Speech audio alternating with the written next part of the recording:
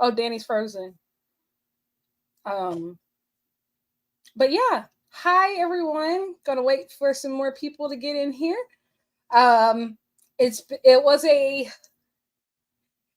Dynamite. And I don't mean that in a negative way. I just mean that honestly, that show was a clusterfuck of everything.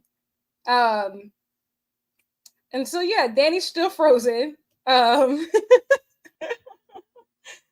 still frozen.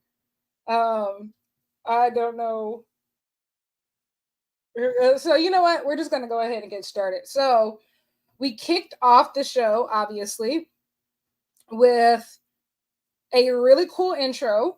We had the Mad Max crossover. Obviously, Mad Max is a Warner Brothers Discovery film that's about to come out this weekend for Memorial Day weekend. Has Chris Hemsworth, Anya Taylor-Joy.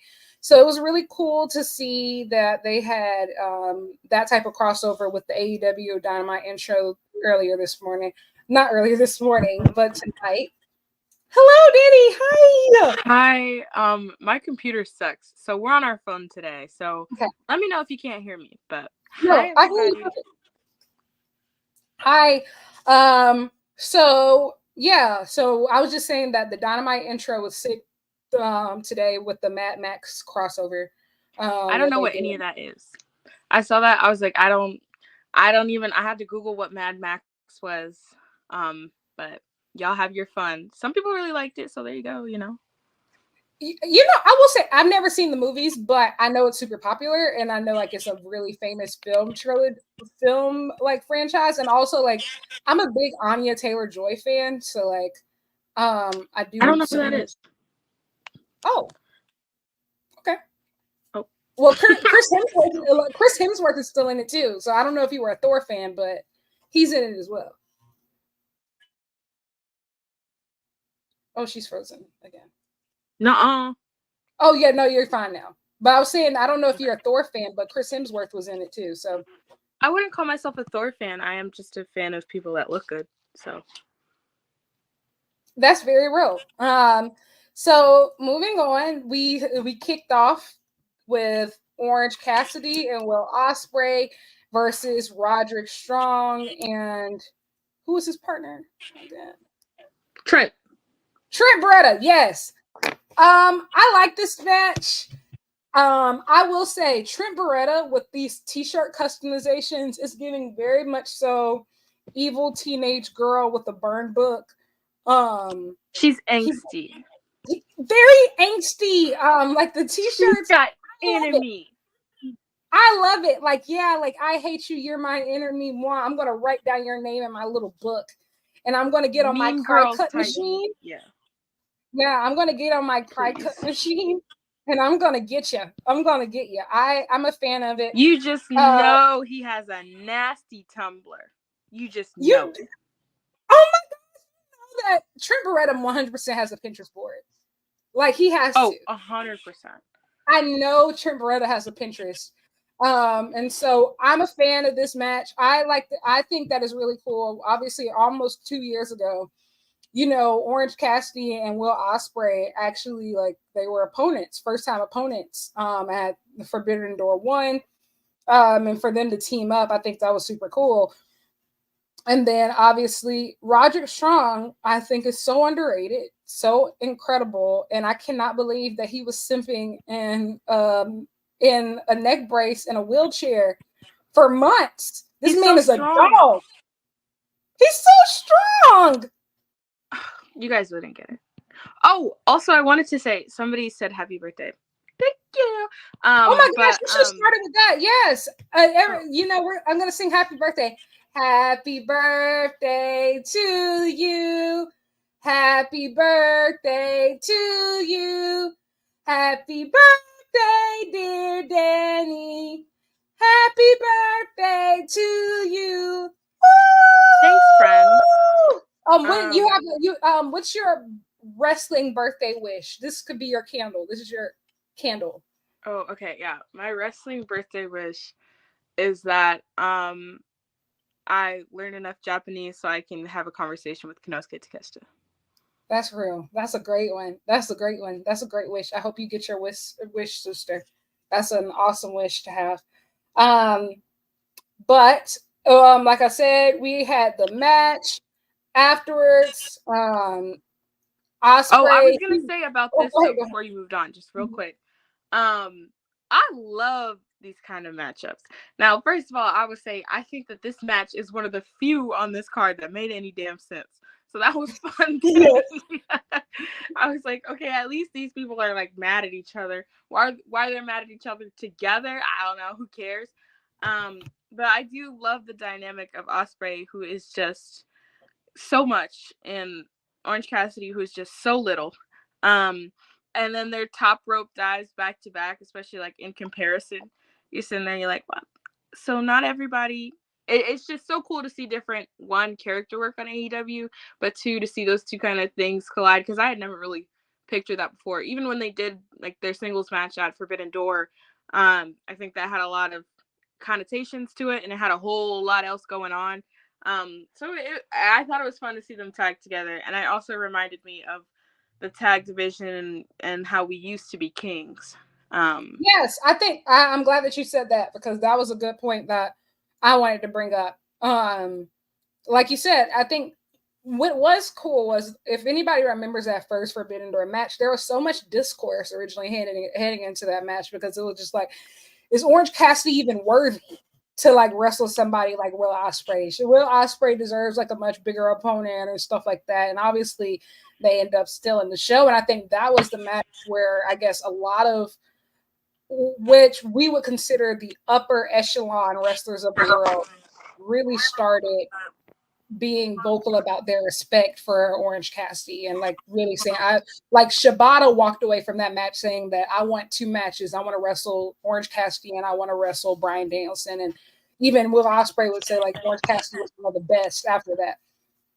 But I do want to say, like, I think especially with this roster being so stacked, everybody can't be singles champions at one time. And I'm not saying it has to be Orange Cassidy and Will Ospreay, but I think we need to get back to partnering top guys up and tag teams. I don't think there's anything wrong with it. I think that there's just been this connotation that tag team means downgrade. And I think that, you know, Kenny and Hangman were just such a great example of how that doesn't have to be the case. And I think we should get back to that. Like, honestly, after Mox is done with his Japan run, I don't mind him going on a tag run. I would not mind him and Claudio like getting those tag belts, you know, doing whatever it is that they do. There's so many people, I think, that, like, you know, like I said, Daniel Garcia and Shibata could come on. That one's right there.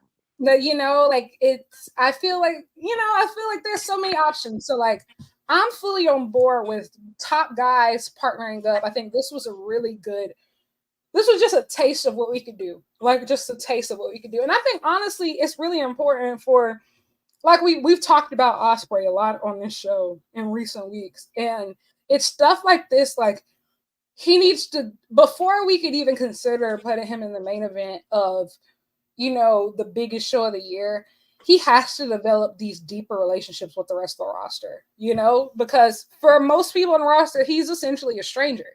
And that's just the truth. I think, like, to do something that big, you know, you have to start developing those relationships. And I think that he's well on his way. Like, this was a really good thing, a really good callback to that first history. So I dug it.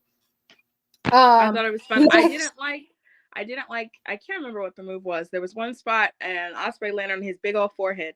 And I said, please be careful, sir. Absolutely. So I'm like, okay, guys, also please keep in mind that this is a go home show.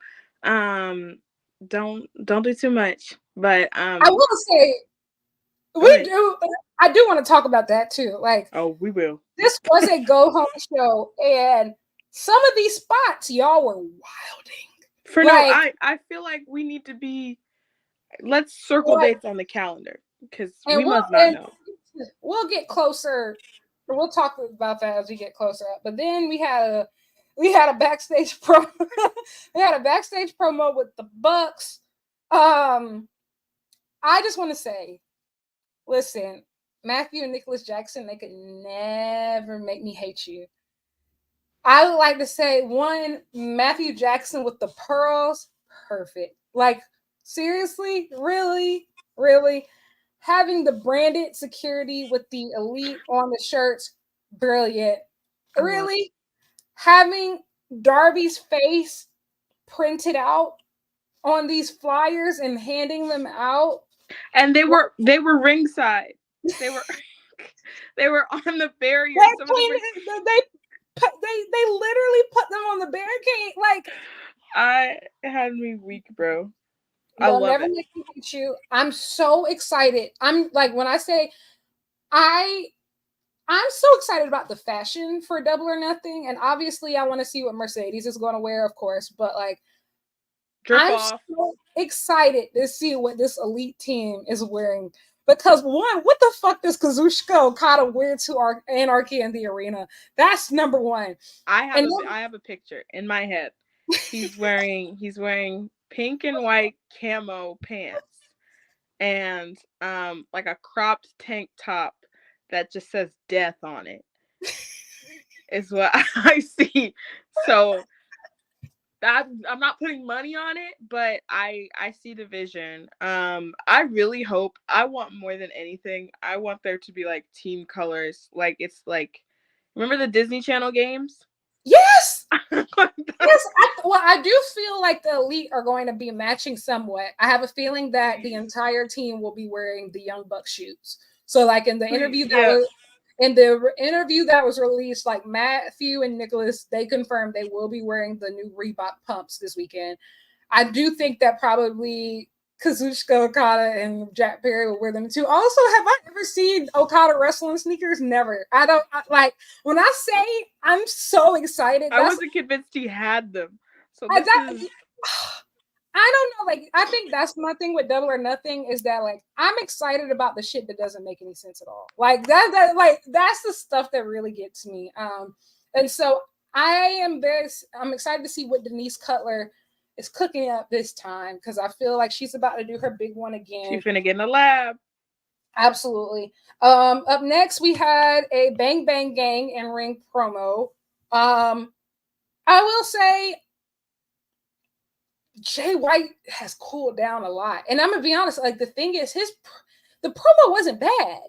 The audience just didn't care. It was dead silent. Like, they didn't care, and it's just like, ooh. I gotta be honest. I've never been a big Jay White fan. When he first came over, and especially, recently, like all this discourse about whether or not he's being underutilized, or, whether or not he's not getting enough spotlight. I think that he is a fantastic wrestler, but I think that on a roster this stacked, there is little that makes him stand out. And I think that the shine of him being new has sort of gone away. And so now you're left with a great wrestler with no clear storyline direction and nothing particularly to set him apart. And I think you're starting to see the audience react accordingly. It's especially because, like, I don't know, man. I didn't think it was a downgrade for him to be in the trios division. I didn't think that was the issue. I think the issue is that right now there isn't a very strong trios division. And so I think almost anybody that holds that belt right now, with the position that it's been in, sort of being held hostage, it wasn't going to be great. But I think added in that it's him, given the circumstances, like, yeah, it wasn't good. And you can hear on the mic the fan that said, "Who wrote this shit?" It's not good. You don't like to see that. I think personally, I am a Jay White fan, but I do think that he still has not recovered from that MJF feud. Like, he just hasn't. And I think that did a lot of damage, and I would have rather them hold off on him in the world title picture and continue to build him up a bit more before setting him up so early. And like you said, the newness has worn off. And the thing is, Jay White is a lot like Adam Cole. Jay White is an A-tier wrestler.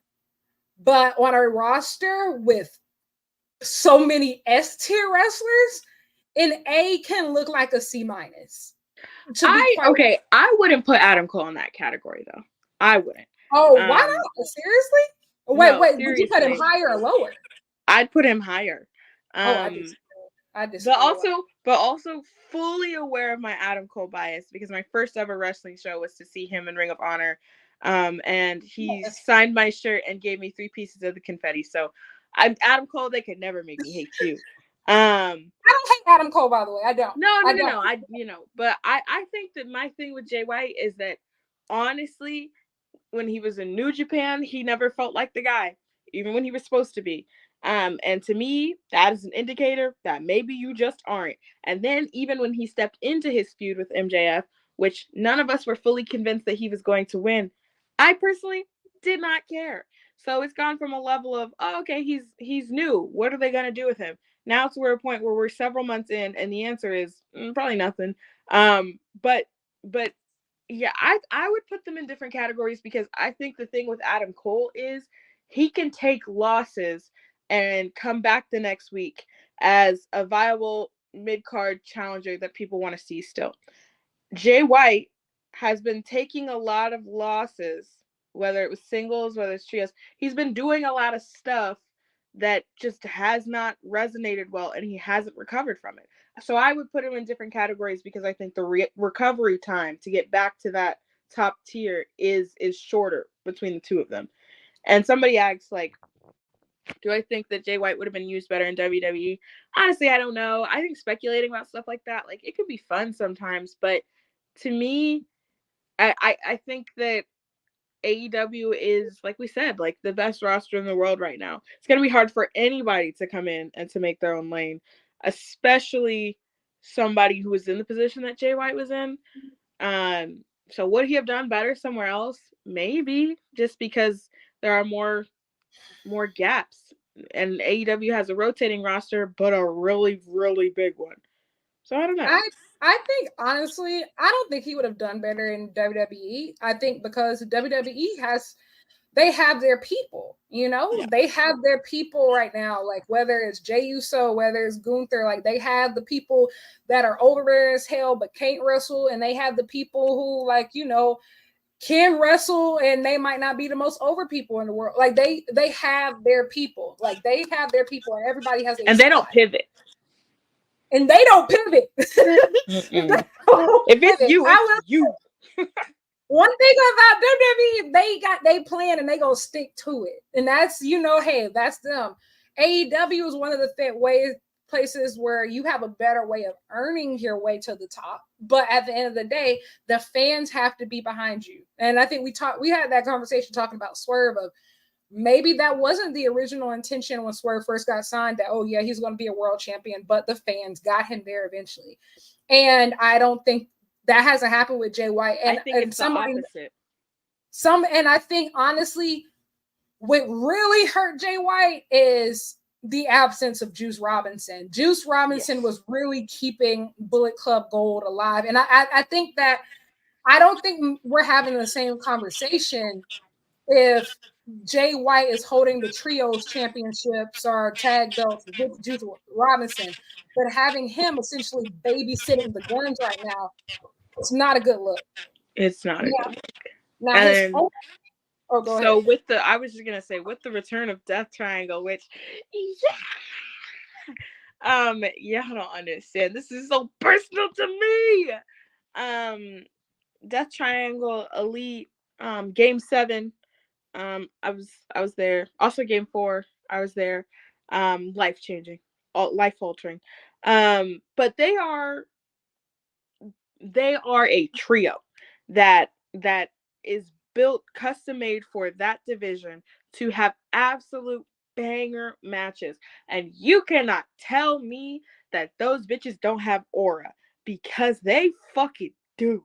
That entrance was crazy. That entrance, that triangle entrance, and that's like one of the things too. Like, honestly, you don't really need all the. That's one of the things I do like about AEW, is that they don't have the biggest screens in the world, and they don't have the biggest pyro in the world.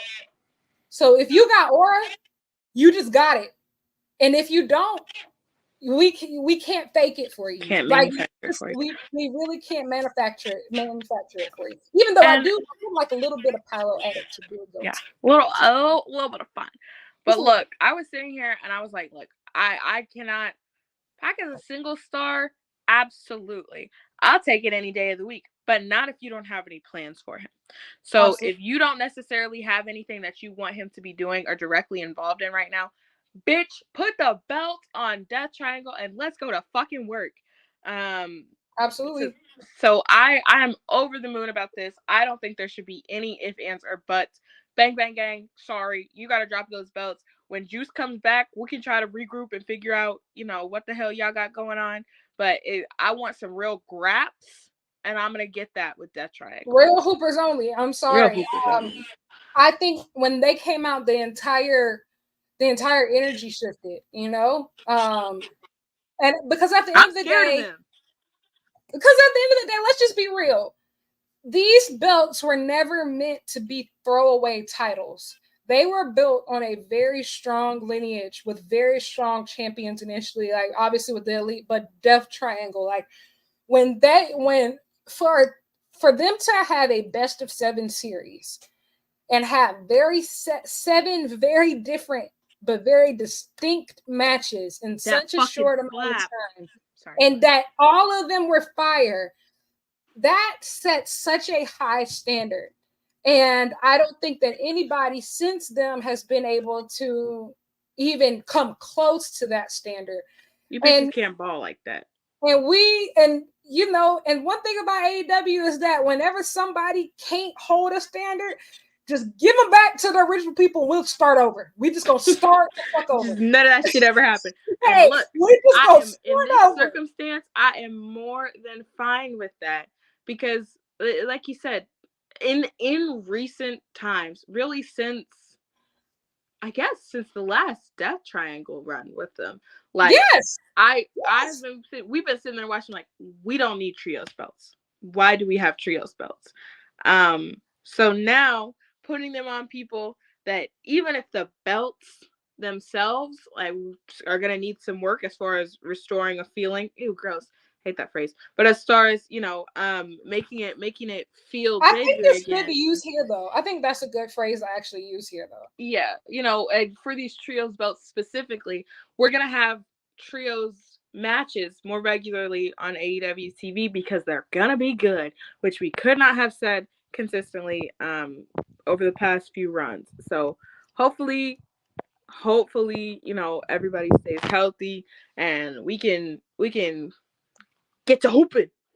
You know who I think should take them off of Death Triangle, actually, though? Jesus. Well, Jesus is always the answer. That's it. But nobody else. Shane Taylor Promotions. Maybe. I think that with the work rate that they display and the way that they give full energy every time they go out there. They have great matches with everyone, even if it's not a long reign. I think that they've been putting in so much work. I think that they will be a really great contender for, those trios belts, especially later. Yeah, so I'm not mad at that. And I see the vision. But for me, I'm like, this Death Triangle run needs to be at least long enough for somebody to have a baby. I'm 9 months minimum. This is why I'm kind of scared of that, is because I believe that the plan currently for Wembley, and I'm not saying that he can't do this as trio champion, but that just means he wouldn't be able to defend the belts at Wembley. I think the plan would be Ospreay versus Pat for the international championship. I've always thought that, which... So that's the only thing. Don't get me wrong. As long as they have something else for the Lucha Brothers, I'm fine with that. But I would hate for the Lucha Brothers to get left off the card because of that, Because of that. Yeah, I see that. I see that. And I have also thought that that's where we're going, is Pac Ospreay. And if it's not, it should be. But I actually wanted to be a three-way. I want the trios belts too. Huh? I said I actually wanted to be a 3-way and throw Zack Sabre Jr. in there just for a little. British off. Loser. A British off. Attackers off. What the fuck is that? I don't know. Let's have a bruv off. I'm kidding. A beans and toast classic. Yeah. Loser has to I don't know. Fuck the king. I don't know. Will he make it to Wembley? You know. That's really what we should be putting money on. Because I got to be honest, man. The Royals are falling apart. Well, you know what's kind of funny, though? Well, not funny. Well, what's interesting to me, bro, you imagine waiting that long-ass time for that girl to, you know, so you could be king, and then, you know, never mind. But all that to say, I thought the same thing because, you know, that lady just got up out of here, and when they said, yeah, he got diagnosed, well, I said,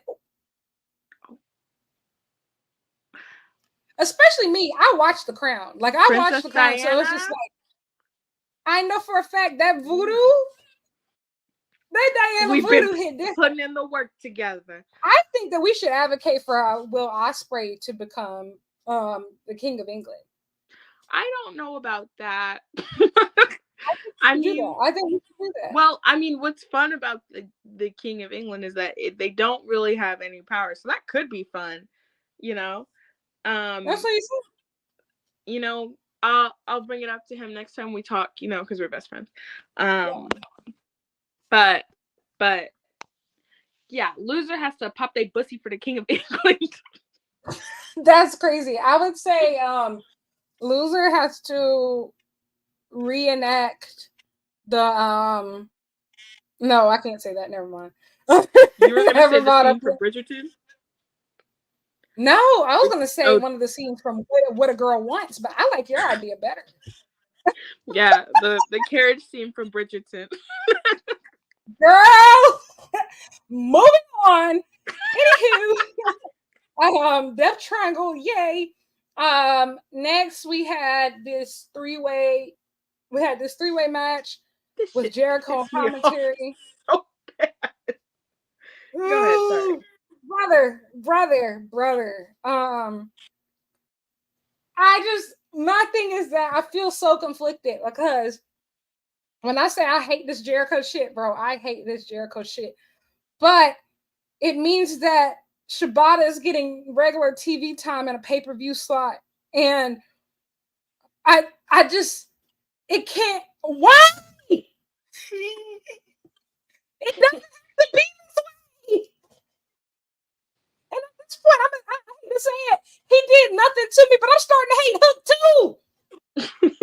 For being around. He didn't do shit to me. He didn't do shit to me, but I'm starting to hate him too.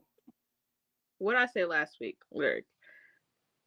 If Shibata takes another pin in a Jericho match, Ricky Starks is being punished. Okay. Go ahead. First of all, let's talk about the three-way match. Shout out to the Bounty Hunter. Great showing. But with that being said, how the hell you have two winners in a three-way match? What the fuck? Everybody's so creative. No! Brother, that's not how winning works. That's not how winning works. You seen that clip of Mello from last week? He was like, I didn't lose. I just didn't win. Not how winning works. That's not what a winner says. Like that shit that Yachty told Drake. Yeah. Talk about, I don't feel like you won. I lost. Shut the fuck up. Shut up. Listen, I don't watch NXT, so I didn't know that they did a three-way finish on there that went two winners. I don't know. But listen, y'all, AEW and NXT can both be trash for that. Listen, look, it's equal opportunity. Look, we will be the first people to tell y'all when what AEW does is stupid. We don't fucking work there, all right? That shit was stupid, and it pissed me off so bad. That's not how winning works.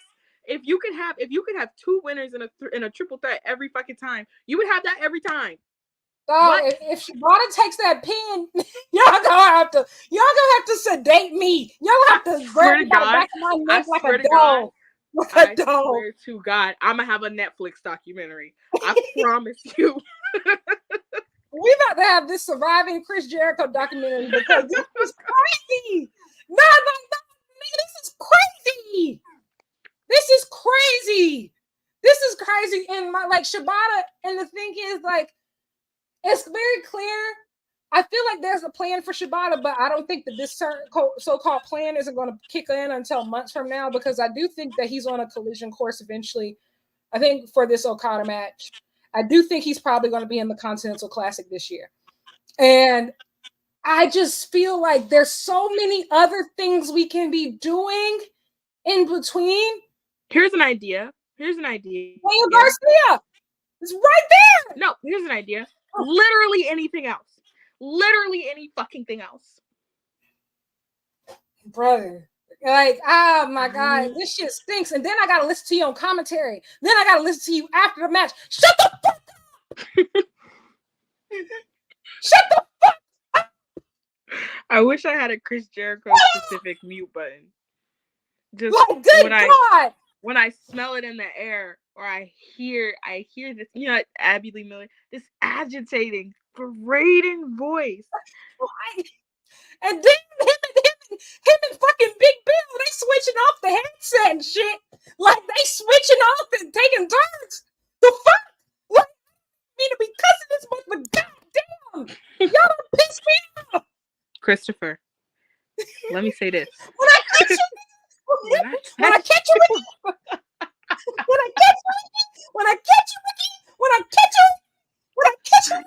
you. Look. If you want to do this stupid shit, Rampage. This is Rampage. Perfect for it. Keep Shibata out of it. But if y'all want to do Hook Jericho Part 50-11 million, I don't fucking care. At this point, bro, I'm literally about to sell Hook to NXT. If this is what it takes to get out of this, I'm not like, I have no problem with you, young man. I don't. I really don't. You didn't do nothing to me. Me. But this ain't about you. You're collateral damage. If these are the sacrifices that I have to make to get out of this Jericho vortex, God damn it. And my thing is, what be killing me, bro? Jericho thinks he's so self-aware. He thinks that he's on top of the shit and like, Jericho vortex. How's everybody doing? Thinking that everybody's reacting to him. He thinks that he's one step ahead. We hate you. We do. Not in like a funny ha-ha, in like a go-away type beat. And I gotta be honest, right? I don't know the man. I don't know that Canadian.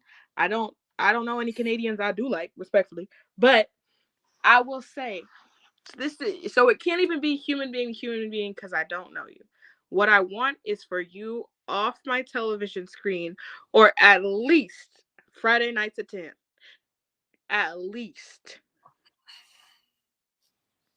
Brother. And then my thing is like, it's just like, it's Shibata out of there. Hasn't he suffered enough? It pisses me off so bad too, because it's always the niggas who are the most annoying on TV who think they too good for Rampage and Collision. Like, they think they're too good for it, and it's just like, it's one thing for you to be annoying, but to like force yourself on the flagship week by week is absolutely insane. And the problem is also this, is that this is another thing where the jokes in AEW have gone too far, because guess what? There's actually a justification for being around, because this motherfucker got the highest demo last week. Y'all don't, that's the thing. That's why we need to stop making jokes. That's why at this point, I'm not joking with y'all as a fan base about nothing anymore, because y'all will actually, you've convinced these people that this is working, and there are actual numbers to support it now. Thank you very fucking much. That's the shit. Like, it's just like, y'all always be like, oh, this is just a joke. This is just a joke. You know what this remind me of? The Cody being black shit. And now it's just, it's out of our control. Now it's out of our hands. Let me say this. 2 things. First, about Chris Jericho, which is 2, about the Cody being black shit. Literally, You guys, nobody knows how to be normal about anything. That's the problem. No, Nobody knows how to be fucking normal about anything. Hate watching is still watching. You stupid, stupid idiots. 100%. We're really mean today, but look, it's my birthday. I can be mean. But I vote that instead of the Cody being black shit, instead of the Jericho hate watching, I said it before, I'm really trying to start the fact that Kenny Omega got kicked off of Cheetah Girls. That's what I think is it's my end goal. Now, especially for a man that I don't know if he knows what Cheetah Girls is. I'ma blame him for Raven Simone leaving Cheetah Girls. I don't know. I feel like he knows. You think so? I feel like he knows. I think Kenny Omega. I think Kenny Omega has watched Cheetah Girls. I don't know. I get a feeling from him. I don't know. I get the opposite feeling, but regardless, yeah. So that if we're gonna joke about anything, it's gonna be something fucking stupid and without racial implications that you guys don't know the weight of. It's gonna be that Kenny Omega got Raven Simone kicked off Cheetah Girls. And he went to Whitney Houston to do it. That's funny. You know what? If we're talking about other Whitney Houston productions, we should say that Kenny Omega got kicked off the set of the Princess Diaries. Absolutely. You know what? I like that better. That was actually my maybe. No, here's what we could do. Right? Because of what he did in Cheetah Girls, he's actually banned from Disney Channel because he started all that shit with Raven, and they just consider him to be a bit of a problem beef with the mouse. Yes. Beef with the mouse. Kenny Omega has beef with Disney Channel. Like, seriously, y'all, like, no more of this jokes shit. Like, seriously, don't do this shit no more. Let's stop. Especially not when Jericho's involved. And now, because, like, the disappointment that I felt when I saw those numbers last week, I said, why are you doing this? And my thing is, I think that people should stop hate watching anything. And also, like, this goes back to just a general conversation about, like, I would say a lot of the discourse that's been happening with AEW right now. Listen, I think that a lot of you did not want an alternative. I think a lot of you wanted to be WWE to be better. And now that WWE is perceived to be better by a lot of people who watch it, a lot of you feel like there's no need for AEW right now. I think that you should follow your heart. I think that I genuinely believe that you shouldn't follow your heart. I think you should follow your heart. If you feel like AEW is dying, let them rest in peace. You don't need to watch. I want you to know, this is how I break up with every man ever. I'm just like, you know what? I think you should follow your heart. I think you should pursue whatever you need to pursue. What does that mean? What does that mean to you? I think a lot of the conversation, I would agree with you, around AEW these past few weeks has just been like, whatever. But I also think we talked about it. Like, yeah, in the past 2-3 weeks, and even like today's Dynamite, I could see how you could look at that and say, well, that shit don't make no sense. I see that. But for you to be flat out like, oh, this fucking sucks, I fucking hate it, babe, go home.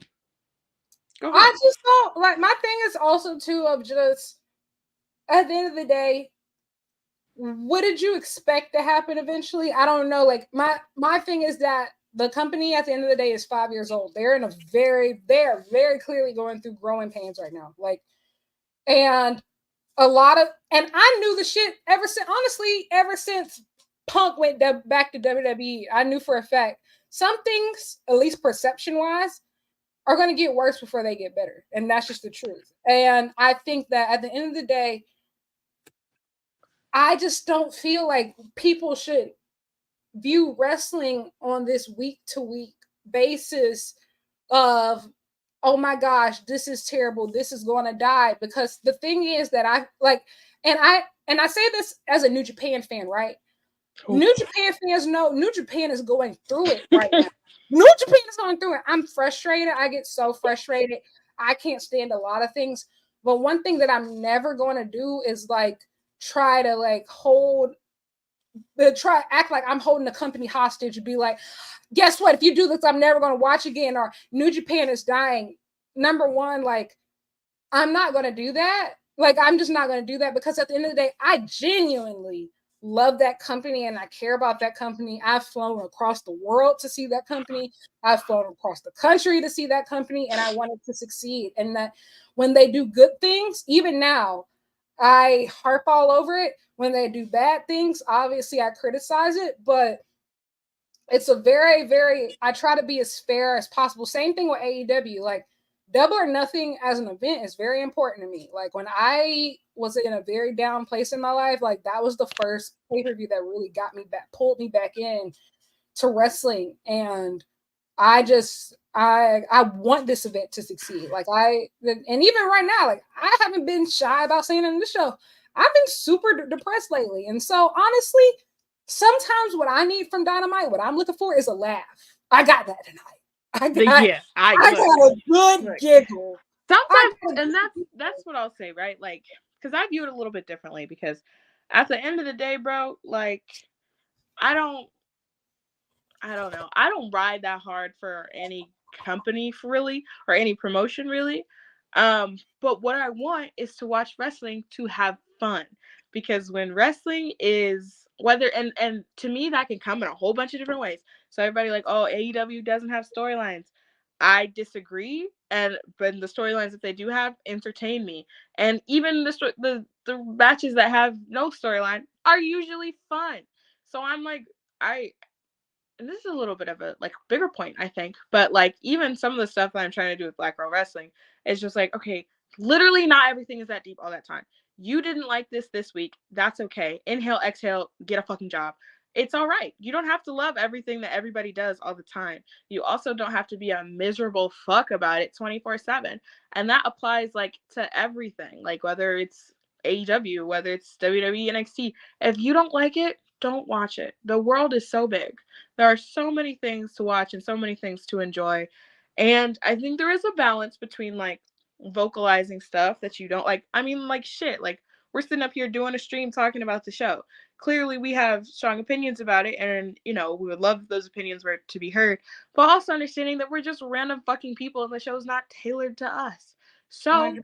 maybe it is that the vast majority of people that we think in our corner of the internet and real life, I would argue, that people don't fuck with Jericho. Okay, fine, but they're gonna keep doing it because the numbers suggest that people fuck with Jericho. So you 100%. can't be mad when everything isn't custom made, custom tailored to you. Like, you can say, oh damn, I didn't like that, but you can't say, oh, all this shit is awful, I fucking hate it. Then go home. Go home. I agree. I think you don't like the date, don't finish the dinner.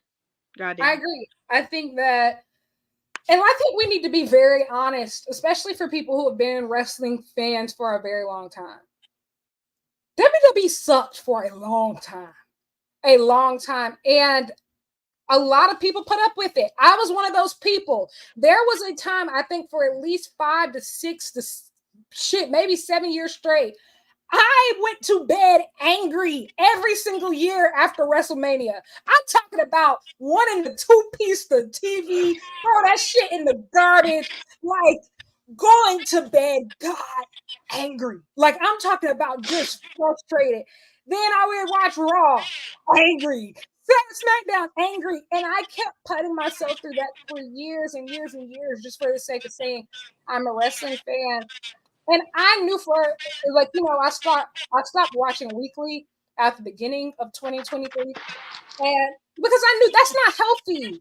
That's not healthy to watch a product going into it with the intention to criticize. Like, to know that something is not for you and going into it, like, I didn't like who it was making me become. Like, and I think that I have a so much better relationship with the product by just watching Big Four pay-per-views, and just staying abreast that way. Like, I think that is just so unhealthy to engage with something knowing that it's not your preferred storytelling method, knowing that it's not like what you are looking for out of wrestling. It's so unhealthy. And I also think it's this too, is just that at the end of the day, you said it best of talking about you watch wrestling for fun. And I think that a lot of these talking heads and these podcasters and like things of that nature, they watch wrestling with the intention of their criticism turning into cash. And like when people are watching something and reviewing something for the sake of their livelihood and celebrity, it's different. as we know, like anybody can be swayed if the money and talking. they'll find something, and that's absolutely. Yes, 100%. And I won't get too much into it, but yeah, some of your faves don't like me.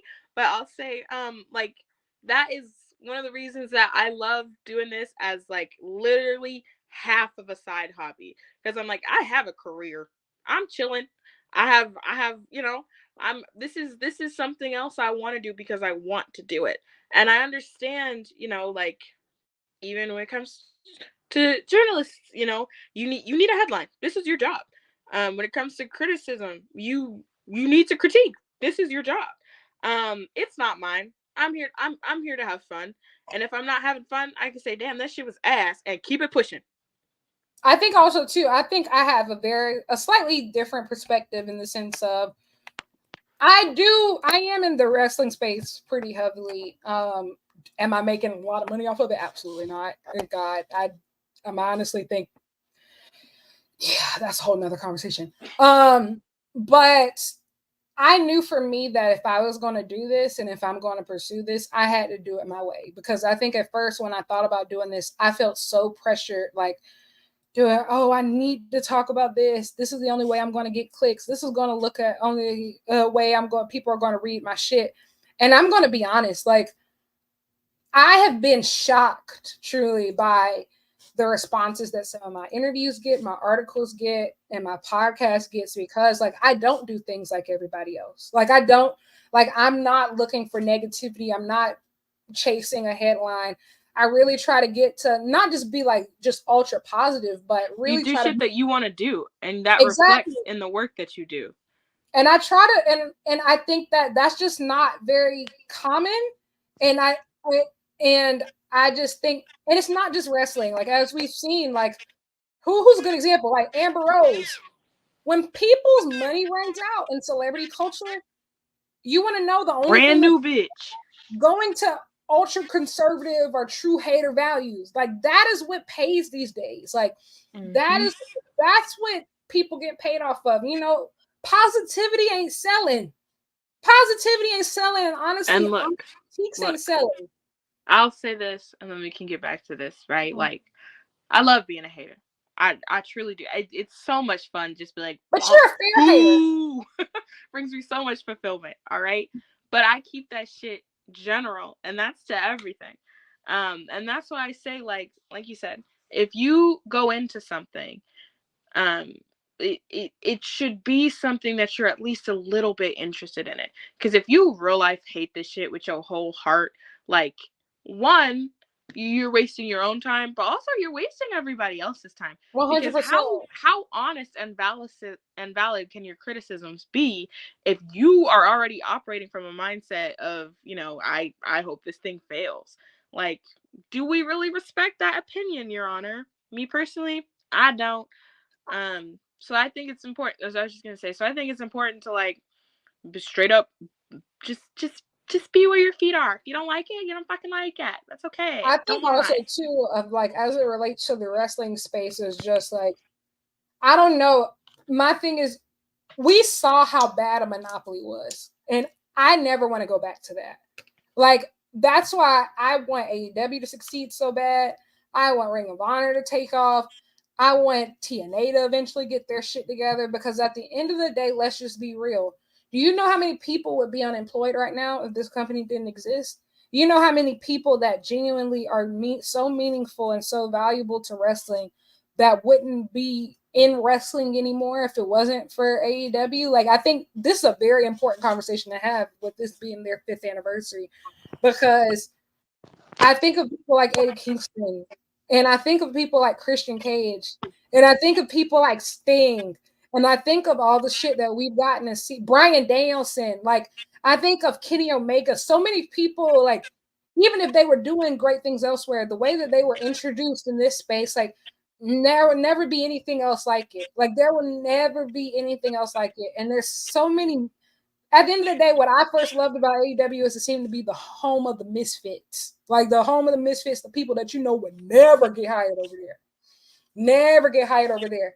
And I think that's at the end of the day, part of that is what it is of just you can't keep expecting things that you're used to. Like at the end of the day, they are trying shit in real time. And some of it goes, some of it sucks. And like, look, I think that can pertain particularly to this show because, bro, as a go home show, didn't make a whole lot of sense. Crazy. Not make a whole lot of sense. But damn it, as a lover of fun, I sat there and I was like, this is so. It's a key. Like, you know, and sometimes you have to get a little bit creative, and sometimes you choose to, and like it's fine. Everything's fine. This is not life or fucking death. This is wrestling. But some of you guys, it is your livelihood, so it is life or death. But it ain't mine. I'm gonna be honest. And I just want to say one more thing on that. A lot of you who are tweeting like this is your livelihood, I know for a fact it's not, and I know you're not making almost any money. Damn, and she called you broke. I'm just saying, like, seriously, like, when I look at the insights on the articles you post, on these shit posts that you make, on these podcasts that you do, flops. Your YouTube views flops. And I'm gonna be honest, the only people that's really making bank off hater shit is Jim Cornette and Eric Bischoff. They the only two motherfuckers that's actually making money off of hate. But let me say this. The rest of you let me are say just this. insiders. They're terrible though. Those two, when I catch them, look. Like I said, I have a career. I don't give a fuck. I don't give a fuck if half the whole industry my enemies. This will be fine. Look. Those two in particular have set up. I won't get into this too much, but set a precedent of what a lot of you people feel like you can and should follow in the footsteps of. Like Lyric said, the difference is you're poor, so let that go. I am too. It's fine. Let that vision go. All right. If you broke, stay broke, but work on it. All right. Don't just sit there and hate in your hatred, typing up the same shit that other people getting paid for. All right. Yeah, and I also want to clarify. Oh yeah, I also want to clarify. Look. I am more than willing to sell out. I have a price. Everybody has a price. Mine's pretty low. All right. It's not. This isn't some moral standing I have. All right. I'm not sitting here like, oh, I'm a fucking good person. But no, if someone offered me really a reasonably low amount of money, I'll hate on whatever you want for fucking ever. All right. But for free is embarrassing. That's all. I don't have a price, and honestly, sometimes I really wish that I did because I think I would be in a much better financial predicament than I am currently. Honest to God, like if somebody gave me $200 right now, I'd probably say almost anything you want. Whatever. Jesus Christ, Dani. But yeah, you want me to lie? That's just an honesty. No, I appreciate. No, and I really so appreciate that way, when it does happen eventually, everybody can be like, well, she said she was going to.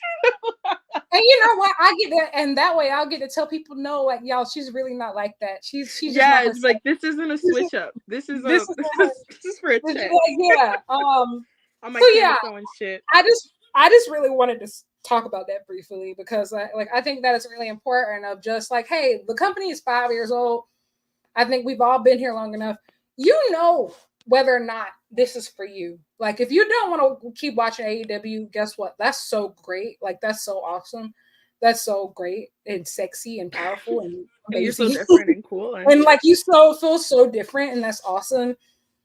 If you are, the thing is, the problem is I feel like a lot of fans don't want to be fans anymore. Fans want to be the critics. Fans have gimmicks now. That's what I'm saying. Like y'all got gimmicks. Like Lyric, what should our gimmicks be?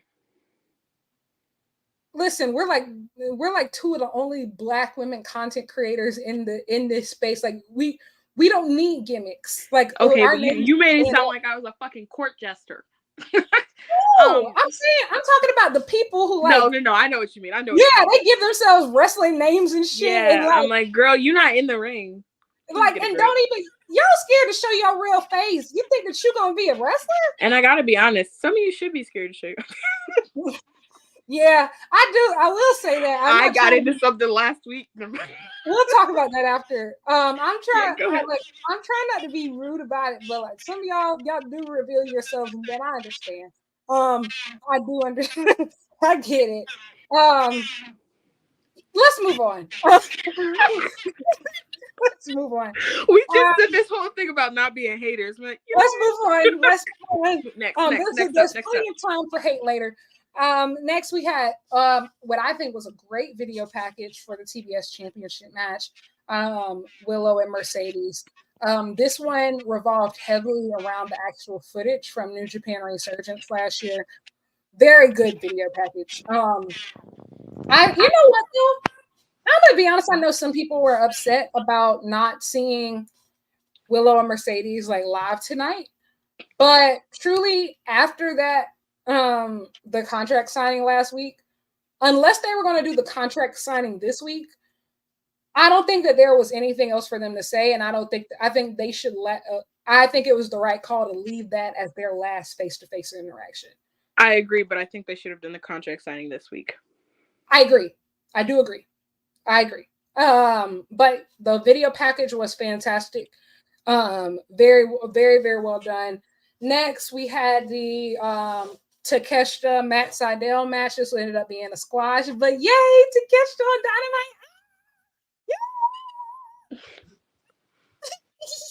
Dynamite. Amazing 10 out of 10, no notes. Takeshita had a match this past weekend in DDT, but it wasn't streamed live.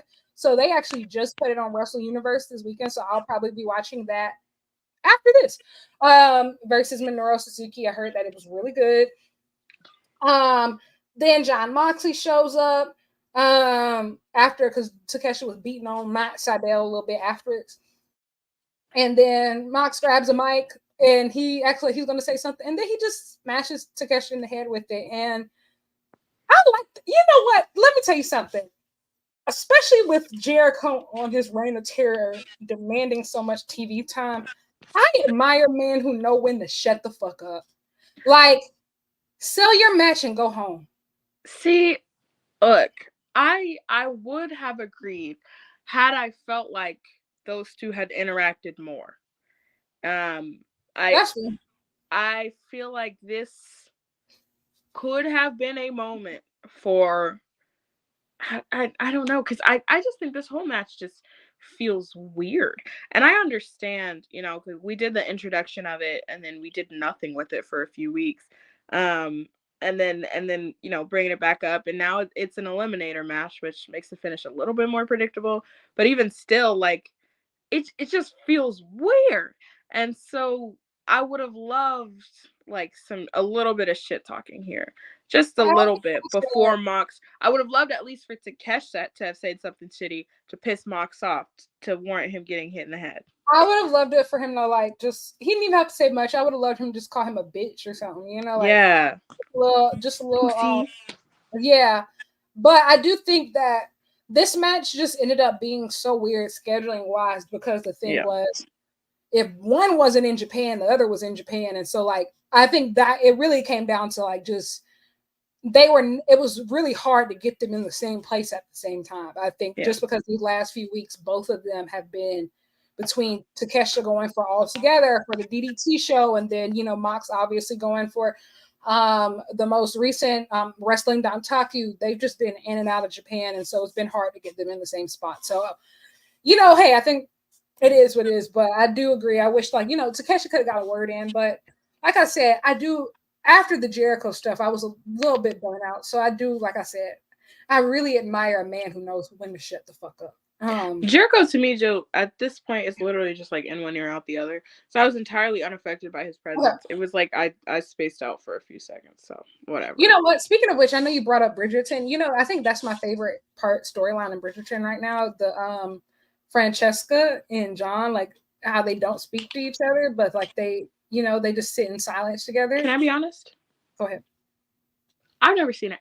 I watched Queen Charlotte because she was black. Wait, you didn't watch Bridgerton? No, I've seen. So how did you know about the feud scene? Because I have TikTok. I don't have TikTok. Yeah, I watched Queen Charlotte because I love to see Black women get loved, and then I started watching. I was like, Farmer George, come home, the kids miss you. And then I checked, and I was like, oh, he's not in the rest of the seasons. I don't need to see that. So I don't know what those white people are up to. Oh, this whole time I thought that you actually watched Bridgerton. Never mind. But I will. Don't get me wrong. Queen Charlotte is 100% like the best thing that they've ever done in that universe. But never mind. Just disregard everything that I said. Cool. Up next, we had a backstage segment. The Bucks who were walking around trying to make sure Darby was out of there, and then they ran into Swerve in his chair. He said, "What's up, turds?" And then he said, "Hit my music." I think this was very interesting for multiple reasons. Number one, I believe that they are clearly on a collision course for each other. I think that eventually the Bucks are going to have to call in Hangman to deal with them. And I felt like that was further confirmed because when the match started, guess what? What Swerve was wearing the tights with Hangman's face on the side. Just throwing that out there. Does somebody want to match my freak? I've been a nasty girl. I'm not gonna lie. The only thing that there's been a lot of dumbass discourse around AEW recently, but one thing that I do agree with is, bro, where the fuck is the cowboy? Bring him back home. Bring him back home. I do think and I will say, like, this made me believe that we're gonna see him fairly soon. I felt like that was a little bit of foreshadowing there. So I'm going to see him fairly soon. But then we get into the Swerve versus Nick Wayne match. Nick Wayne comes out alone. Yeah, real Nicker right here. You tweeted a lot of funny shit, but that's one of your best work. And I was so proud of that. And then I was like, I see where I could have lost. You know what I've realized is that, and I'm sure like you're probably one of the only people who can understand where I'm coming from. I think that you're probably worse at this than me. We say a lot of outlandish shit, but forget that we have a very multicultural fan base in a sense. Absolutely. And the collective white confusion that comes with so many other things. I swear to you, when I made that tier list of like wrestlers and edges, I swear I saw one comment that was like, "What is this?" And somebody replied, "A black people hair thing." And like the funniest part for me is always the white people who do get it, who feel the need to like educate everybody else. You don't get it, guys. I got it. You don't get it. It's their hair. This is edge control right here. Edge control is like gel. I will say, and as this show becomes more popular and other things become more popular, like that I think we both do. I don't really know how to handle that. Like, I don't really know how to handle that. And I think the Kendrick Drake beef really, like, it really did, like, really accentuated that for me because I think for a whole day I was tweeting about like the differences between Kendrick and Drake. I was just like, who the fuck want to talk about charts and graphs to a hoop conversation, yada yada yada. Then like some dumbasses in my comments will be, oh man, you know what? You just keep shitting on WWE, blah blah blah. I'm like, bro, read the fucking rule. This is not about.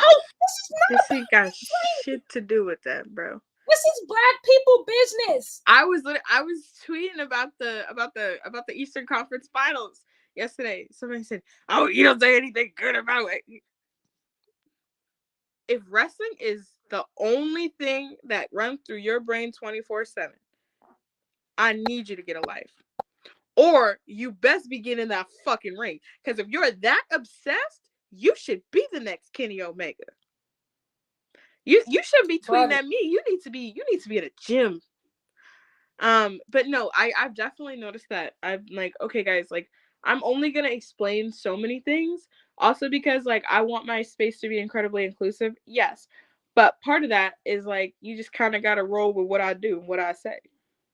I think, and also part of the space being inclusive is like making sure that Black people still feel comfortable here too.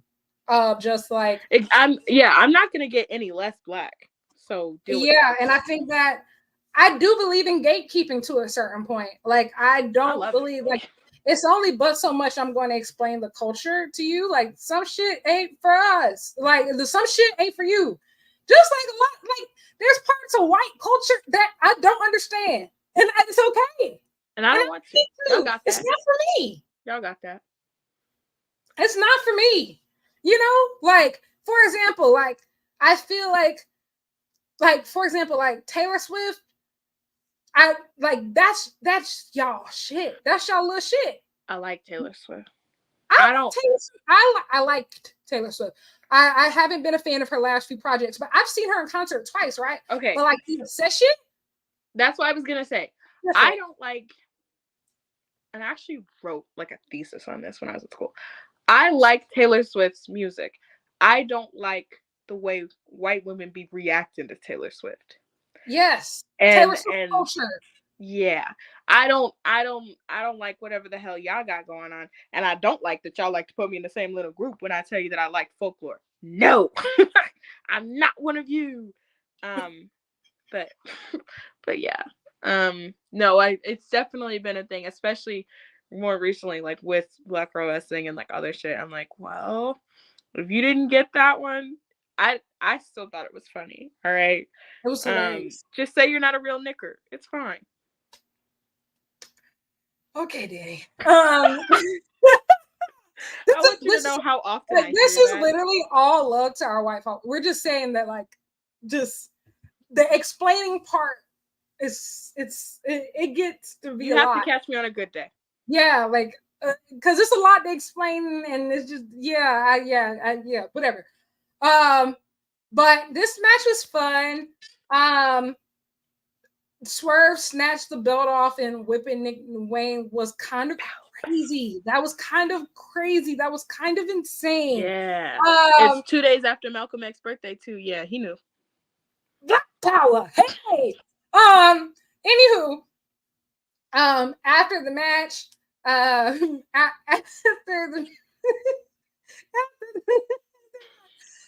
Kill Switch comes in, starts beating on Swerve. Now, I hope he's okay because the way he fell out of that ring, it looked like he almost tweaked his knee, but I don't know. But then afterwards, man, Christian Cage and Mother Wayne come out. Shayna, I didn't talk about you today. Hello, how are you doing? Hey, dude, you like all about I was it. so normal about Takeshita too. Guys, give me. I was so normal. You know what though? I couldn't even be thirsty this week because so much started happening. Like, that's true. Then, like, I didn't have time. Christian started running around the ring. Swerve started chasing him. He hit a running house call. That shit was fire. He hit a running house call on Kill Switch. Runs up the ramp, follows Christian out. Christian runs out the building, carjacks somebody else. He starts giggling. Then he drives away and then stop. Prince Nana is waiting there, sipping his coffee, cuts him off in traffic. Boom. Swerve snatches Christian Cage out the car. He couldn't get the door open because Christian locked the doors, which I think was fantastic. I think a lot of times what I hate about a lot of these angles, right, is that I feel like people will lack common sense. Like common sense, like if you're running for somebody, lock the damn door. Lock the door. And Christian is always a step ahead. He's always using his great common sense. Swerve snatches him out. I mean, he could have rolled the window up, dummy. But I mean, alas. You know, he snatches him out, takes him on the hood of the car. Nana comes in with the chair. Listen, I thought this was a hoot. Like I had a great time. Angle. And also it was really great to see Prince Nana back. And it was great to see. Yeah, it was great to see Nick Wayne cooking again. Because look, I put him and Hooker in a tag team called Daddy Daycare or some shit. I don't know, but I don't think so. And the thing is, I think that Nick Wayne is too good. I think so too. But what else are we doing with him? But I would say, like, I thought this part was so fun, and I've spoken about in recent weeks, like, not feeling the Christian Cage and Swerve feud, because I was like, we hadn't had, like, that moment yet to me. It'd been a lot of things that Christian Cage had done beforehand. This was great. This was it for me, and I'm glad that this came in the go-home show, because I was like, okay, I want to see that match now. Yeah, they sold me on it. This was the thing that sold me on it. Super fun. Yeah, I really liked this part. I'll also say, and I tweeted this, but one of the major things that I got frustrated with last year is that I felt like AEW missed a major opportunity by not elevating Orange Cassidy after that first international title run, after how much he did for that title. And I felt like he should have been elevated to the world title scene, and they didn't do that. And I feel like they did not make that same mistake here with Christian Cage. And I love that, because Christian Cage did so much with that TNT title. And Absolutely. It feels like a natural progression. He feels like a world title challenger. And he deserves it. Like, and I know some people like felt like, oh, there were too many old people on Dynamite tonight. Listen, I feel like there's a balance. Like my thing is, if you can still go at the best of your ability, I will always want to see you. And Christian Cage for me is one of those people. Christian Cage, I want on my screen. Is not. I want him on my screen. Exactly. Like Chris Jericho's not one of those people, but Christian Cage is. And I think like we'll get into it later tonight, but or later in the night. But like, you know, different people, I think just some people got it, some people don't. And you know, guess what? There are some 50-year-olds on that roster that I want to see more than some of the 20-year-olds. And there are some of the 20-year-olds who are better than some of the 50-year-olds. Like, I'm gonna be honest, when it comes to wrestling, it's not one of those things where age automatically makes you better. You know, it's a lot of people who've been ass for 20 plus years in their careers. And there's some they're people just still here. And we count that as never mind. Some people who've been wrestling less than 5 years who are fucking fantastic. You know? So it doesn't always, you know, age isn't always the best set teller. But next, what do we have next? Oh, okay. So next we had Kyle O'Reilly versus Malachi Black. Listen, Kyle O'Reilly.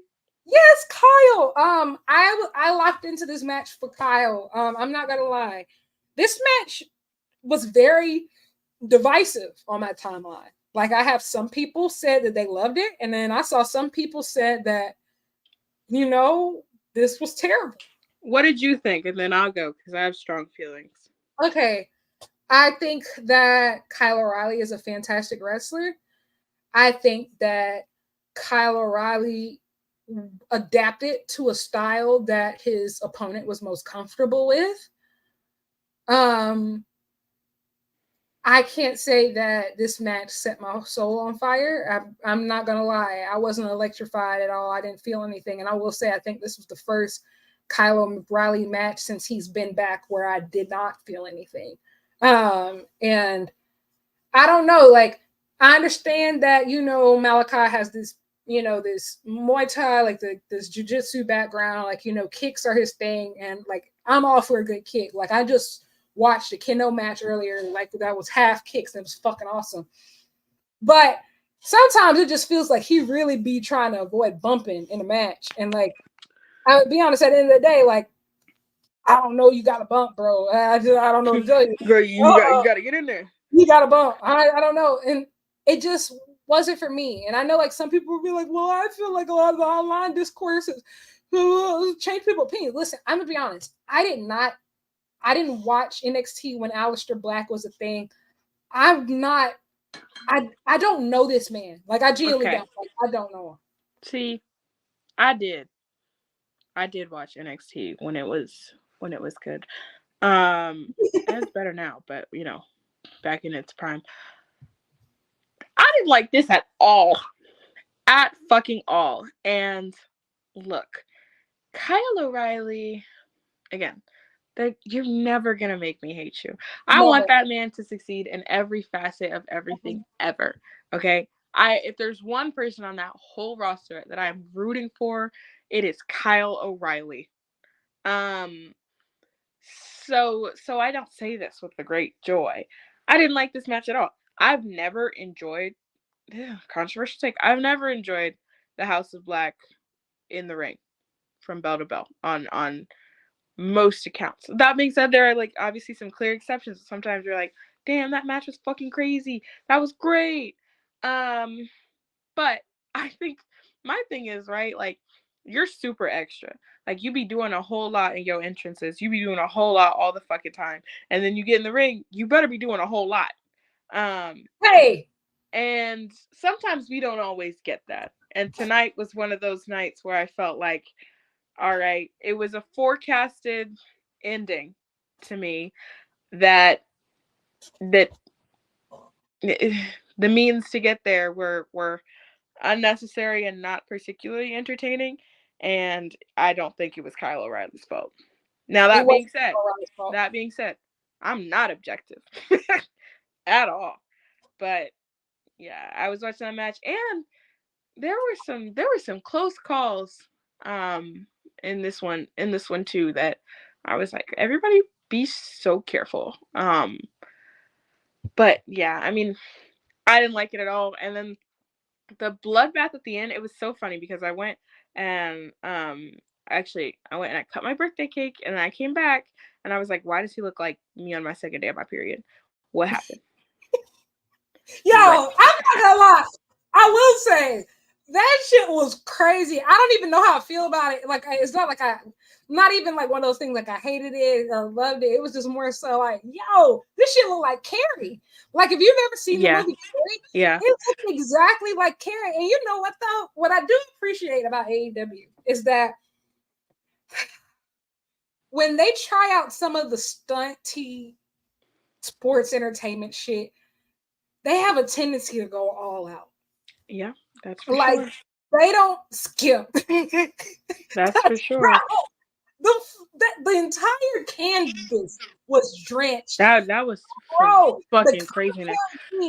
But I gotta say, man, like, it was just weird to me. This whole feud has been weird. What was it last week? Well, it was like, why I'm gonna take your wedding ring.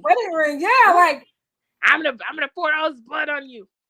I think I would like to say, like, I think you made a very great point of just when you, and I just think of this just strictly from a cost perspective, right? Like, if you think of it just strictly as a businesswoman, if you think about how much money is actually invested into making Malachi Black and the House of Black succeed, with all the extra lights, the extra pyro, the smoke, like, you know, clearly the fucking blood buckets, literally all of their spooky lore and extra vignettes.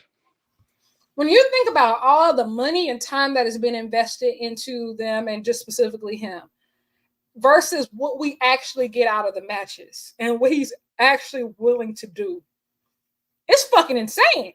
There's no comparison. It's just like literally smoke and mirrors, and like, it's one thing. We're having a different conversation if Brody King is the leader of House of Black. Correct. 100%. But that just seems like it's never going to happen at this point. I don't know why, whatever. And it's just like, it's just getting to the point to where, I don't know. And I think a lot of people were fighting and said, we need more Malachi singles matches. I'm over it. Guess what? They gave it to you. And like, you know what? I think this is a great time to have this conversation too. Because I think that some people have been talking about, like, I think one name that comes up is Ricky Starks, right? Etc. And I think, have certain people been fumbled, or have some people just not have been able to make good on all the opportunities that they've been given? And I'm not gonna lie, some of the people that I see Twitter screaming, crying for is just that the performances just don't match up. The performances don't match up. And I think that we need to start having some of these conversations. And I think Malachi's a good example. I think Ricky's a good example. Again, I don't think I would put those two in the same category. I would. But I 100% see where it's, where it's coming from. And I hear that a lot. I would put them in a little bit of a different category because, like, well, I'll just speak particularly about the House of Black, right? Why weren't their trios runs successful? Absolutely. They were barely there. Like, there's nothing in particular I can point to. We obviously the injury bug bites everyone all the time and like stuff like that. But if you think about a team that should have been tailor-made to be superstars in the trios division, it would have been the House of Black. It would have been the who you've invested all of this, time and money they had into. the perfect handoff. They lost. And you're a trio. You're like dead ass a trio. And you had the setup. It wasn't like a random, thing that happened to you on a whim. And so to me, I think since then, like since the, I don't want to call it unsuccessful trios run, but since the non-memorable trios run, each and every one of them, I'm like, I mean, okay. Honestly, the only one that Brody King, when they let him hoop, is a hooper. We know that. Julia Hart is compelling. She is. And the potential is there. She cares, like she's clearly she's compelling. I'll tune in for a Julia Hart match. Like let's see what she's up to. Let's see what she's cooking. The House of Black as a whole, there's no reason it didn't work. Like you said, to your point, like we can't say in particular that it wasn't an opportunity thing, that it wasn't like, this, that, or third. So I don't know, guys. And especially after you get matches like you got tonight, I didn't leave that match, or I didn't leave, that match with Kyle O'Reilly being like, oh, can't wait for this guy on the pay-per-view on Sunday. Sure didn't. Even though you had this big over-the-top angle, and even though you have this, stipulation match, I'm looking top to bottom at that card, and I don't care. I will say, honestly, coming off of that, if I'm coming off of the Double or Nothing Go Home show, and if I had to rank everything, I actually would probably put that match towards the bottom of my excitement levels for each match on the card. And I think like that, and I walked away from that match feeling like Kyle O'Reilly should have been in that spot for the TNT championship. And I just feel like it's one of those things at this point to where I don't feel it. And, I think it goes back to like what you were saying. I think that people scream and cry on the internet, like this person is getting fumbled. But I think we need to be honest about what that means, like what being fumbled actually means, and like what being buried actually means. And like you said, I feel like WWE, when they have a plan, they commit to it, right? Like if they want to push you, they don't give a fuck what the fans think. They don't give a fuck. They're committed to it. And AEW isn't like that, to a sense of just like, we have to be honest. These people have gotten opportunities. And when I say these people, I'm specifically talking about House of Black. House of Black beat the Elite. Like, they literally pinned the Elite to become trios champions. That's the best we can give you. That is the literal best that we can give you. They have been set up in such spectacular fashion with all these great angles and these great people, and they've put them up against some real hoopers. And like, I feel like, I don't know, even in this feud, what we're talking about from this, all the good that's coming from it is the people that aren't actually involved in the match. Like, Brody's match versus Adam Copeland. Adam Copeland going on this string of amazing singles matches. We're not talking about Malachi Black at all. We're talking about Kyle O'Reilly. Yep. Exactly. And I think it's one of those things to where eventually AEW, when they realize that the audience isn't into it, they're going to pull back on the push. Like eventually, the only person that seems to be super exempt from this is Jericho, which is a whole nother conversation, which we've already had. But I have a plan. Don't worry. But I just think that we're at this point where I just don't want to hear y'all ever say this motherfucker is buried or this motherfucker is not that fumbled ever again. Not this. The opportunities were given. They weren't taken advantage of. It sucks for you. Oh, well. I don't know what to say. Now, at this point, I do think that AEW, seriously, some of these people, if you want, listen, if they don't want to be there, let them out of their contracts. You're just wasting cap space at this point. And I think that that's just the truth of the matter. I know you don't want to get one up on, let WWE get one up on you, but I didn't know that, like, truly, they don't got the money to sign all these people either. They don't. They don't at all. And even if they did, like, who cares? I think it's just the idea of, like, I mean, that's not you, quote unquote, hoarding all these people and not letting people that want to leave out their contracts. You don't view these people as top level stars. So if they go somewhere else and be a top level star, like, it's either that there's been a drastic change in them or in you, you know. And so, like, if you feel like you've done all you can and this person is not necessarily getting over, this person's, or these people, you know, are not necessarily happy, then you have to make peace with the fact that we feel like we've done everything we can over on our end. And then we talk about, again, like, that's the difference with AEW being the alternative, you know. We tried everything here. Our audience did not respond to you the way that we thought that they might, the way that we, you know, set you up to be received. And if you've really checked every box, then I think it's only responsible thing to do morally and, you know, even financially. You don't want to spend the money on this person anymore. You've decided that, well, the audience has decided that this ain't it. So let them go be somebody else's play. I think it's also one of those things too of just, we have to realize of just, how do I say it? AEW and WWE are two very different products. At least they're supposed to be. And so, although there are some people who can truly be transcended and can be a top guy wherever they go, those people are very few and in between. There are some people who genuinely can only be a top guy in certain systems. They can only work in certain systems. Like, for example, Eddie Kingston could be top of the card in AEW. He would never be top of the card in WWE.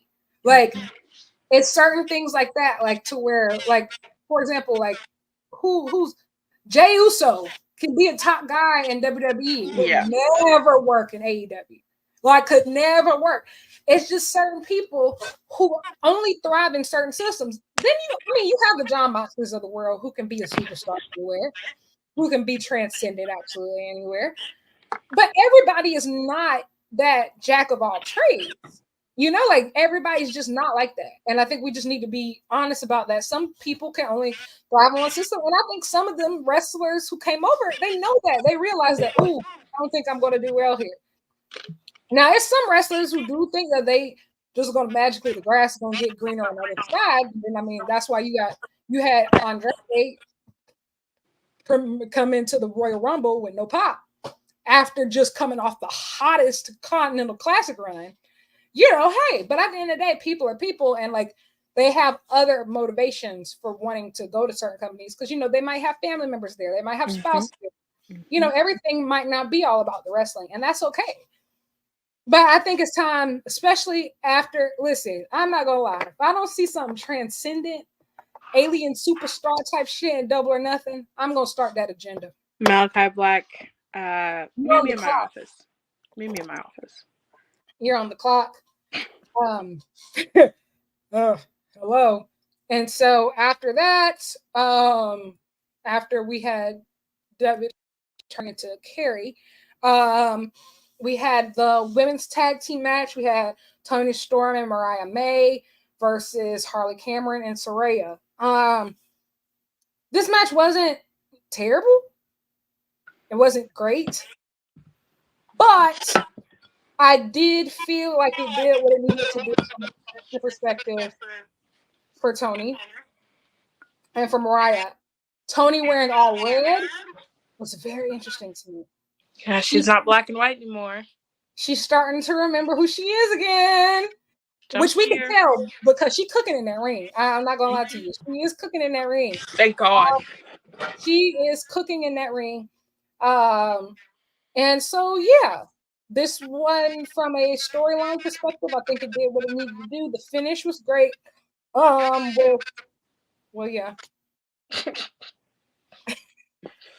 Like a makeup tutorial. Yeah, I do agree. This had no business getting his awesome chance. I don't know what the fuck they were saying. We didn't need to do this. And I felt that about the whole Outcast things these past few weeks. We didn't need to do this. Not on Dynamite. And so afterwards we had Serena Deeb come out of nowhere. He attacks Tony with the shoe, which I think was clever.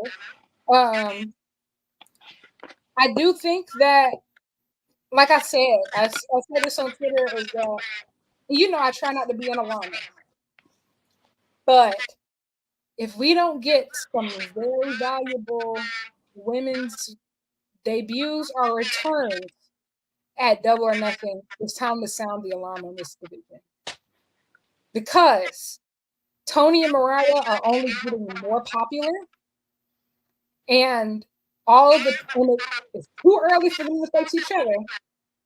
And outside of Mina, who doesn't even work here, everybody you put with them is just falling flat. And that's the truth. And look, not today, but one day we will have a conversation about the use of or the sexualization of female wrestlers as a tool to get over, and as something that is done via the wrestlers themselves versus as something done by the audience, and the reaction and perception that falls in line accordingly.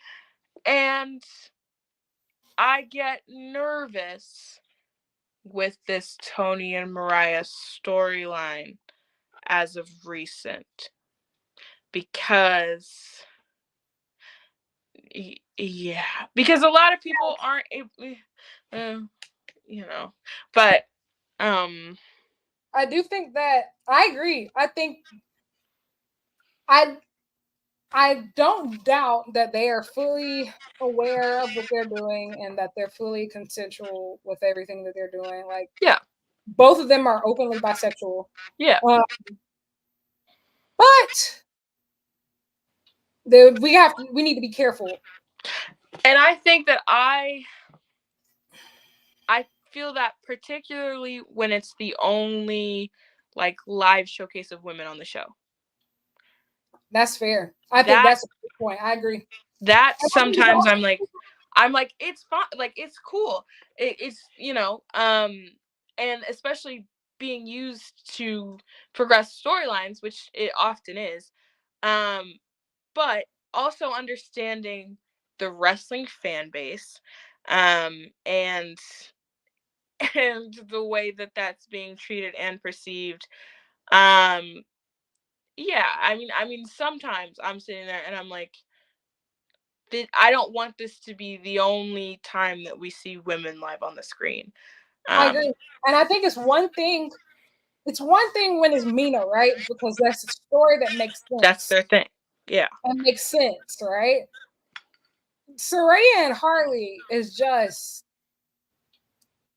it doesn't make sense. It's just like we can't go around kissing people just to kiss people. Like, for example, like even I felt it's a different it's different, it's a completely different context, but even like, like we were going through these weeks on Dynamite where the men were getting a little smoochy and it was fun. Suddenly Dax Harwood gets involved and it's like no fun. No, cut the cameras, dead ass. No. Like, we were having so much fun. Like, we were having so much fun. Oh my God, brother. This guy stinks. No. It's always the bald people. But again, they had the time, space, capacity, and like run time for that to not be the only. Absolutely. Mm-hmm. So I just don't want it to get to a point where that seems like that's the only thing that we're seeing showcased in the women's division. And it seems like, especially in particular with this match, it didn't sit all that well with me because it felt like a way to get a pop in a match that wasn't great. And it feels like we were just making up shit to do. I agree. We were just making up shit to do because you knew how the fan base, being who the fan base is, would react to that. And that's a smart thing to do from a wrestler's perspective. I understand, so it's really like it's no fault of the women involved, and I see why you're doing it. But I think from a booking perspective and from, an overall like company perspective, there needs to be something else in addition to that. I agree. 100%. That's all. Yeah. No notes. I completely agree. After that, it was announced that next week there's going to be a Forbidden Door Casino Gauntlet match. I'm actually very, very excited. Zack Sabre Jr., come home.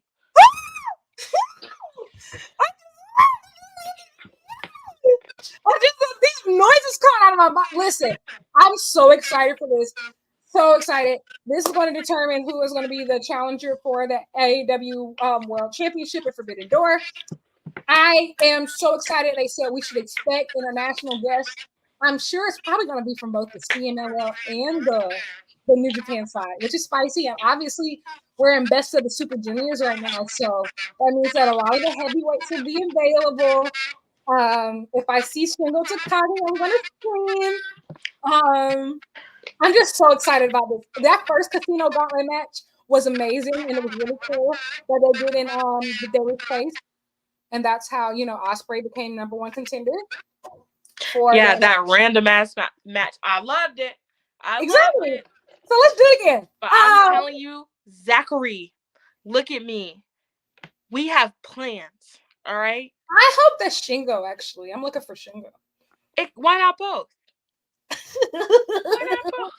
listen, they just had 2 winners of a 3-way match. We don't give a fuck about anything's fucking possible. Anything is possible. You are 100% correct. Why limit ourselves? They don't limit themselves. Yes. Amazing. I'm so excited. I'm just so excited. But after that, what do we have? Oh, we had Bryan Danielson versus Satnam Singh. This is Bryan the most. You sick fuck. Because in what world did you say, hey, for my birthday, give me him. I want the giant. Me, but a different context. But never change, Dani. Never change. Never change. I couldn't if I wanted to. The doctors couldn't help. But I was gonna say, this is the most Bryan Danielson shit ever. Because when the match was first announced, everybody was like, Satnam Singh? Like, what? And then this nigga goes sit here and be like, no, actually, main event. Like, we know, like, the thing is, like, whenever it's a certain type of match of just, that's one thing that I appreciate about AEW too, is just that when certain matches get booked, I know who in the room did that shit. Oh, that's 1,000% Bryan Danielson. It'd be funny. Hey, I know I'm about to fuck him up with this one. I'm about to get him. It'd be funny for my birthday. It probably went just like this. Bryan, we need you to take some wins. Bryan, we need you to hold the title. No. It's like, hey, Bryan, what do you want? For my birthday, I want you to bring the biggest bitch out here. I want the baddest. Not even the baddest, just the largest. Oh, yo. I'm sure he was kicking his feet, bro. Like, all the hoes gonna love this one. 3 cycle knees on the outside, and then Satnam sit down and like he did another one. Then when they got in the ring, bro, that motherfucker was on his knees and still almost taller than Bryan. Like, as soon as it was announced, I was like, nobody in the world thinks this is funnier than Bryan Danielson. And then when Satnam pulls up with his full clown car full of motherfuckers with Jeff Jarrett and Cole, when I heard that his ass punched through the guitar. I've had a lot of shit going on in my personal life recently, and I have been, like, admittedly really depressed recently, and I really was coming to Dynamite tonight looking to laugh and looking to giggle and looking to smile. BD said, "I got you." And when I say for the full last 15 minutes, I could not stop weaving. I almost had to find my inhaler. That's how bad I was weaving. Bro. Crazy. It's also, that's an example of like, that is like peak over the top AEW. It doesn't make any sense. It is the go home show. Why the fuck are we doing this? Bryan Danielson's one of the best in the world, one of the best ever. But it's his birthday. And you know what he wants for his birthday? I think I like that too. And like I said, that's one of the things I like too, of just sometimes it's not all about doing the thing that makes the most sense. It can just be fun. Sometimes it's like, and also not just fun for us, but fun for them.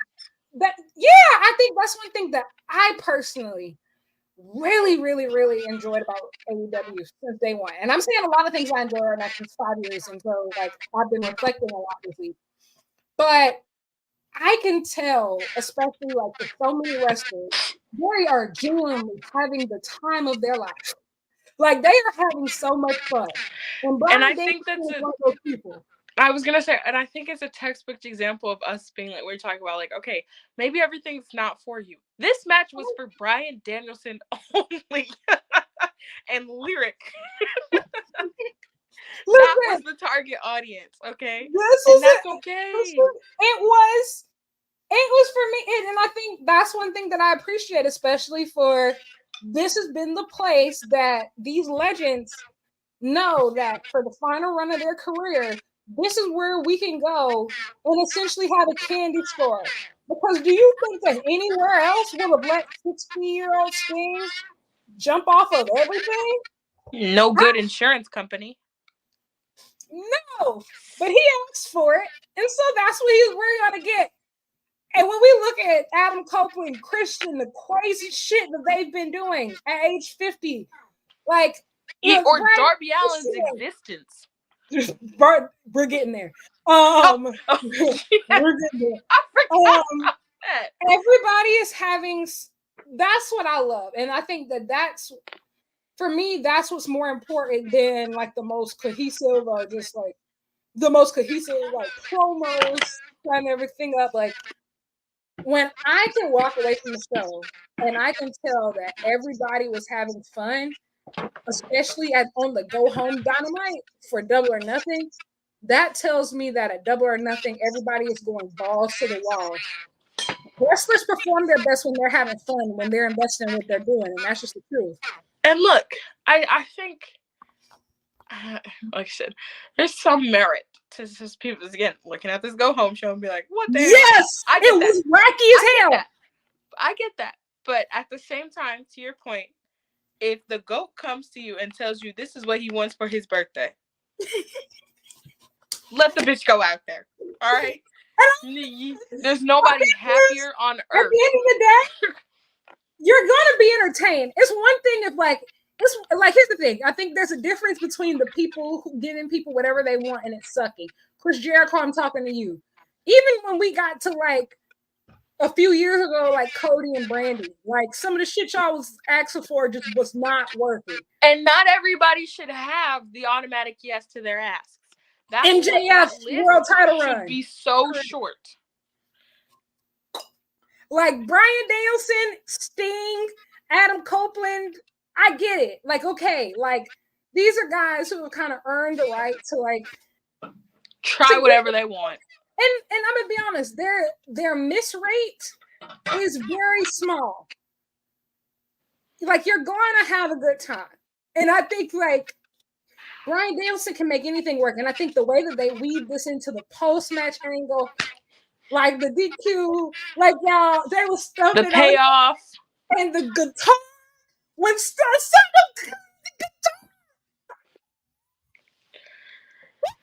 guitar. Hey man.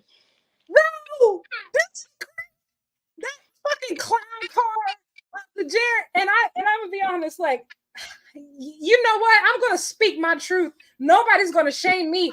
Jeff Jarrett, I missed you. Okay. Jeff Jarrett, I missed you. And they're not going to get me to shut up about it. And I was trying to mute you. When I heard that, I can't be silent. Were you silent or were you silent? Were you silent? Were you silent? When I heard that Bree Woo, when I tell you, it felt like my spirit was smiling. I felt alive. Okay. This is amazing. 10 out of 10. That guitar, y'all, this is beautiful. They softening him up in the ring. Then all of a sudden, we hear, bro, the Bucks taking their sweet time doing the full entrance on their way out. Shot from the wall had me weak, bro. What were they doing? Just for them to take the slow route, just for Jack to run out. Yeah, they weren't worried about it. When I heard that coin flip, and there's also just something about that, man. Elicits a response from me, a physical response from me every time. Man, listen, that gray suit, or more like silver, was crazy. Big Kazu got that shit on. I'm sorry. He do, man. That's a star. That's a star. He's not even just a star. That's a GOAT right there. Cash Money Kazu. We don't hate you either. Honey, you go. We're fine. And I swear to God, bro, when that nigga Darby came out there, first off, hopping out the car with Tony Khan, that's crazy. That had me weak. And I swear to you, he came out the car. I said, why does nigga Darby got a Glock? I was sitting there. I said, is he going to shoot them? Cash Wheeler Core. My whole family, we were all sitting there like, oh no. What are we about to fucking watch? I know. Listen, I said this motherfucker Tony Khan is crazy because I know you got a good giggle out of going on to NFL Network in that neck brace, but a Glock is crazy. Like somebody on Twitter said, I didn't even know his rich ass could drive. It's hard to picture a billionaire getting a driver's license, like taking your driver's test, and not just driving, but driving somebody else. That's true, because Darby wasn't even riding shotgun. He had that little bitch in the back. And then dap him up on the dress. It had me weak, bro. That man is and he put up in his pink fleece. The CTE studies they're gonna do on Darby Allin's brain are gonna save so many lives. No, you know the crazy part about Darby though is that I don't even think that he'll have CTE problems. His brain ain't your problem. Somebody need to X-ray the rest of his body. It's not fucking real. He hasn't even taken. When you think about it, he hasn't taken that many headshots. It's the That's crazy true. It's literally everything shot. Else. Yeah. It's the body shots he's taking. Like, why the fuck are you walking? And for him to come back to Anarchy in the Arena is insane. Because look at the rest of that fucking group. Who else do you think they're gonna throw off something? All right, Big Cop. I know who they ain't throwing. Throw off no guy. I know who they ain't throwing. All right, FTR don't like to bump when in these kinds of settings. The Bucks are, you know, they're crazy, but we gonna see. You know, I just like he's gonna be they're gonna ragdoll that little bitch like it's nothing. You need to bring the flamethrower. Him and Jack Perry about to take the craziest bumps. I will say though, I'm just so excited because I think this motherfucking Kazu might surprise us. I don't know what he's gonna do. I hope he do. Because when was the last time that you saw Okada like off the reins, bro? You saw Cash Money Kazu just fully be able to, you know, I think that he might be one of those people that's just like, I want to take Katsuyori Shibata just had his first no disqualification match a few weeks ago, and it was the only serviceable, semi-decent Chris Jericho match in months. And I will say, Shibata performed very well in that no DQ match. And so, if Shibata can do it, I believe Okada can do it. And I know he can't. It's just such a hard thing to even picture.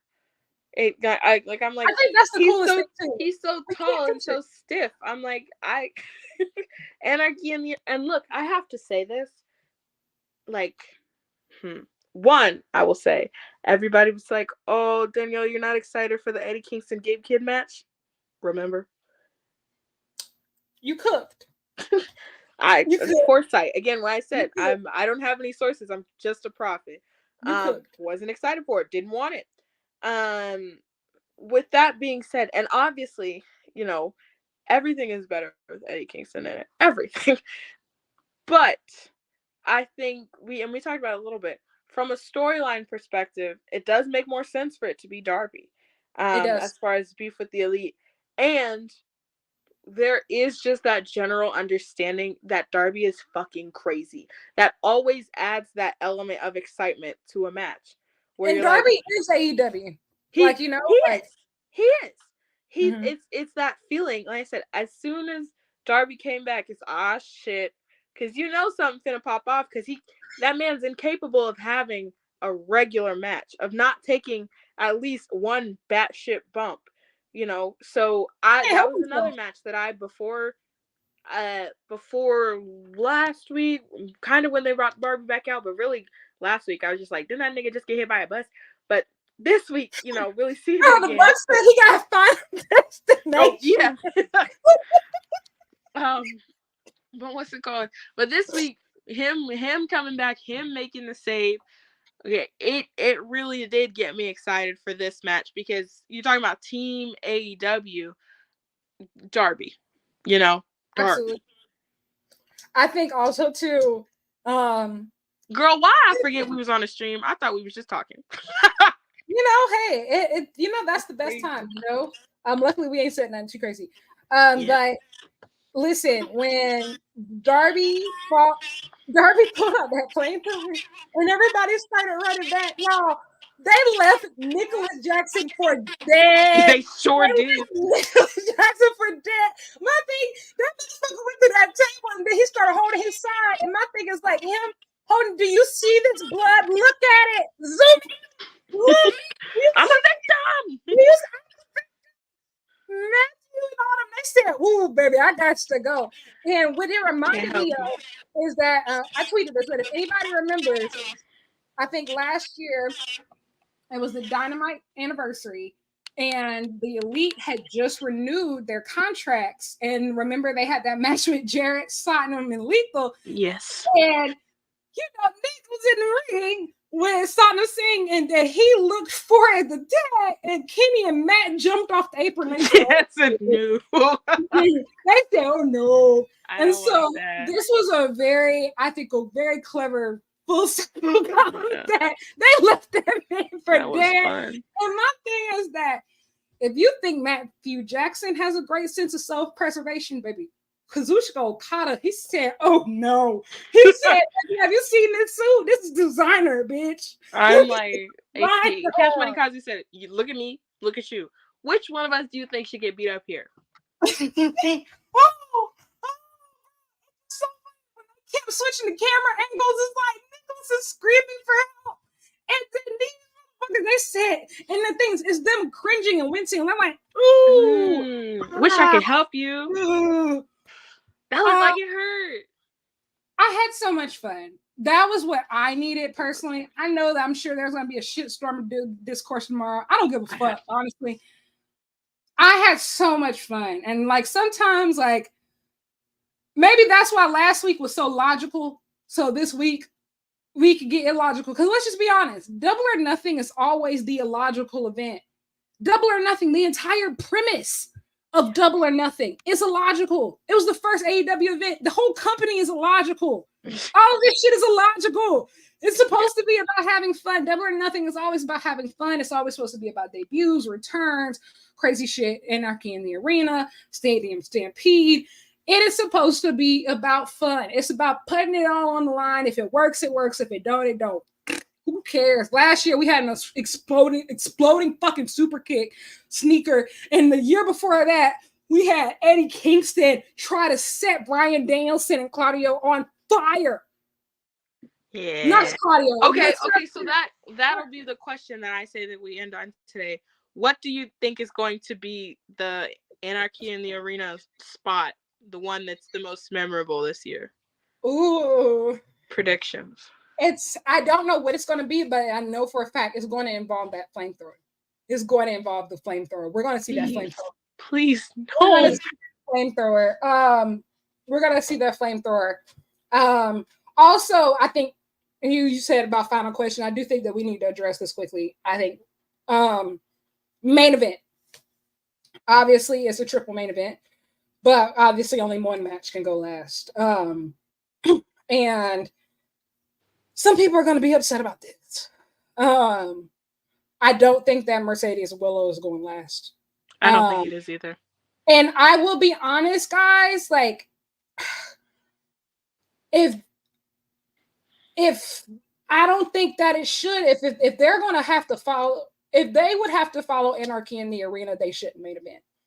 I would rather them open the show because following Anarchy in the Arena is a death spot. Especially with Darby in it, because you know there's going to be one is, like, let's just crazy think about memorable spot, and I think that time is going to take a lot. And I was going to say, and I think that what show was it where we had a situation like this? It was last year, Double or Nothing. Yep, yeah, where it was like, okay, we're done, but we weren't. And I think that's the thing. Like it was the 4 Pillars 4-way, right? Yeah. And I think that it's one of those situations of just Anarchy in the Arena is Anarchy in the Arena. It main evented last year. And I think, like I said, Anarchy in the Arena is Anarchy in the Arena. And I think like a lot of the discourse is going to come from people who don't watch AEW regularly, and that's understandable. Listen, nobody wants Willow and Mercedes to main event more than me, but also, and you. But I will say, I do believe that it's going to happen, and I do think that they're going to have another opportunity. I just don't think that their next opportunity is going to be until All Out. To be quite honest.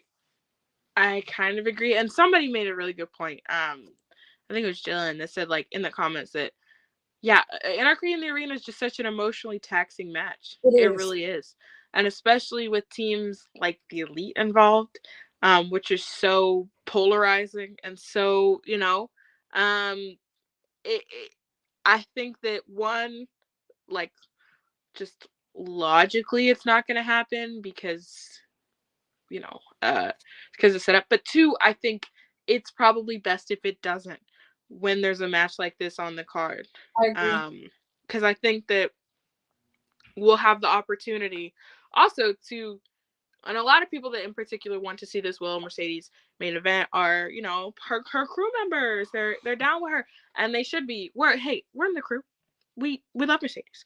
But I think that a lot of people, in order to be able to justify some of and quell some of the criticisms and talking about, oh, she hasn't wrestled, she hasn't this, that, or third, I don't think that she would have a fair shot to do that in the main event of this particular pay-per-view following Anarchy in the Arena. I don't think she would have a fair, you know, because I think to that point, I think that the crowd would be tired. I think that, you know, clean up in particular following that match. So I'm like, in their own best interest and in the interest of the match being successful, because it will be good. We already know that. Look at who's involved. Absolutely. But in terms of the match being, you know, quote unquote perceived as a success, I think it's also better for them if it's not the last thing to go on following Anarchy in the Arena. And I think it's just one of those things to where I think, how do I say it? I feel like a lot of people want to be right rather than actually do what's best for the women involved. Yeah. And for me personally, I want to see these women be put in the best position possibly to succeed. And right now, for this particular show, especially with the Elite versus Team AEW being the Anarchy in the Arena match, I don't think that the main event in this show right now, if that following that match is putting them in the best position to succeed. And here's the thing, I'm going to use a comparison here that is valid. Just know I don't care about CM Punk, but let's just be real. When he debuted, All Out 2021 is the best performing AEW pay-per-view in history. And even he didn't main event. He didn't main event. Actually, 2 matches went after him. 2 matches went after him. Did he eventually main event pay-per-views after that? Yes. Was he eventually a big deal again after that? Absolutely. But it's just at the end of the day, I think a lot of people want to be able to say, "Ooh, Mercedes did main event, so her career is buried." That's not the case. It's not true at all. I do believe that this match will get a lot of time. I do believe that AEW is very, very, very invested in Mercedes. And here's the thing. I know a lot of people don't like the term double or triple main event. I actually don't have a problem with it. Obviously, I hate it. Hear me out though. Obviously, only one match gets to go last. And that is the truth. And that match is the true main event. But double or triple main event, especially when you announce cards at the head of the time, that just means these are the matches that you're using to sell the pay-per-view. These are the matches, are the draws. These are the matches that you get people to pull up for. And a good example for this that I like to use is Wrestle Kingdom, right? In Wrestle Kingdom, everybody knows the last 2 matches are the most important. There's a domestic main event and there's an international main event. So, like, this year there was Okada versus Bryan Danielson, and then there was Sonata versus Naito. Last year, it was Kenny Omega versus Ospreay, and there was Jay White versus Okada. Like, at the end of the day, obviously only one of these matches can go on last. But these are the matches that are actually selling the pay-per-view to the general public. To me, like, I view it a little bit differently because I agree with you. And I think that style works there. What my mind immediately goes back to is like, all right, we have had plenty of examples, I feel like, in AEW where the wrong thing main evented. And it was a disservice to the people who ended up in the main event. Most recent example is literally Dynasty. Ospreay Danielson was one of the most memorable matches ever. Swerve and Joe were always going to have a good match. It was always going to be good. And it was definitely helped by the fact that Swerve became world champion. And there was a match in between. With that being said, I think we all could have looked at that night and said, all right, again, to the point, like, audience is tired. It's hard to get back up after something like that. It's hard to, so I think that I don't want it to be considered like double main event or like triple main event. Also, because of the point, like, I think a lot of the things that we say about Ospreay could be applied to Mercedes, which is that 100%. All right, you're jumping in here. We know you're a big deal. We know you're fantastic. With that being said, we haven't, one, because of injury, we haven't seen you wrestle in a year. And even before that, there was a long period in which we haven't seen you wrestle in a while. So not necessarily like there's nothing to prove. There are things to confirm. Yes. And I think that this night and this opportunity will be one for her to be able to do that. And I think that, again, to your point, we're going to do this again. We're going to revisit this. Absolutely. And I hate to be one of those people that, like, oh, if not now, then when the time, because a lot of times when we talk about Black wrestlers, Black female wrestlers in particular, get told to wait their turn, get told to, this, that, or a third. I would say with the amount of time and resources that AEW have invested, particularly in Mercedes, and with just how over Willow is, and will continue to be the best pure babyface maybe in the world right now, that I think it's inevitable that we find ourselves back at this. Absolutely. So yeah, also keeping in mind that this is a mid-card title. It's not going to be treated like that because of the people that are involved. But even that as a justification, like, I could see how you could make the argument that the women's world title should go after it, just out of principle. Now, I don't believe that, but yeah, I mean, like, I also don't think that it's that big of a deal because, It's again, we've seen it's plenty of not. shows. I think that the title of main event is what people are after more so than it being the last thing to go on.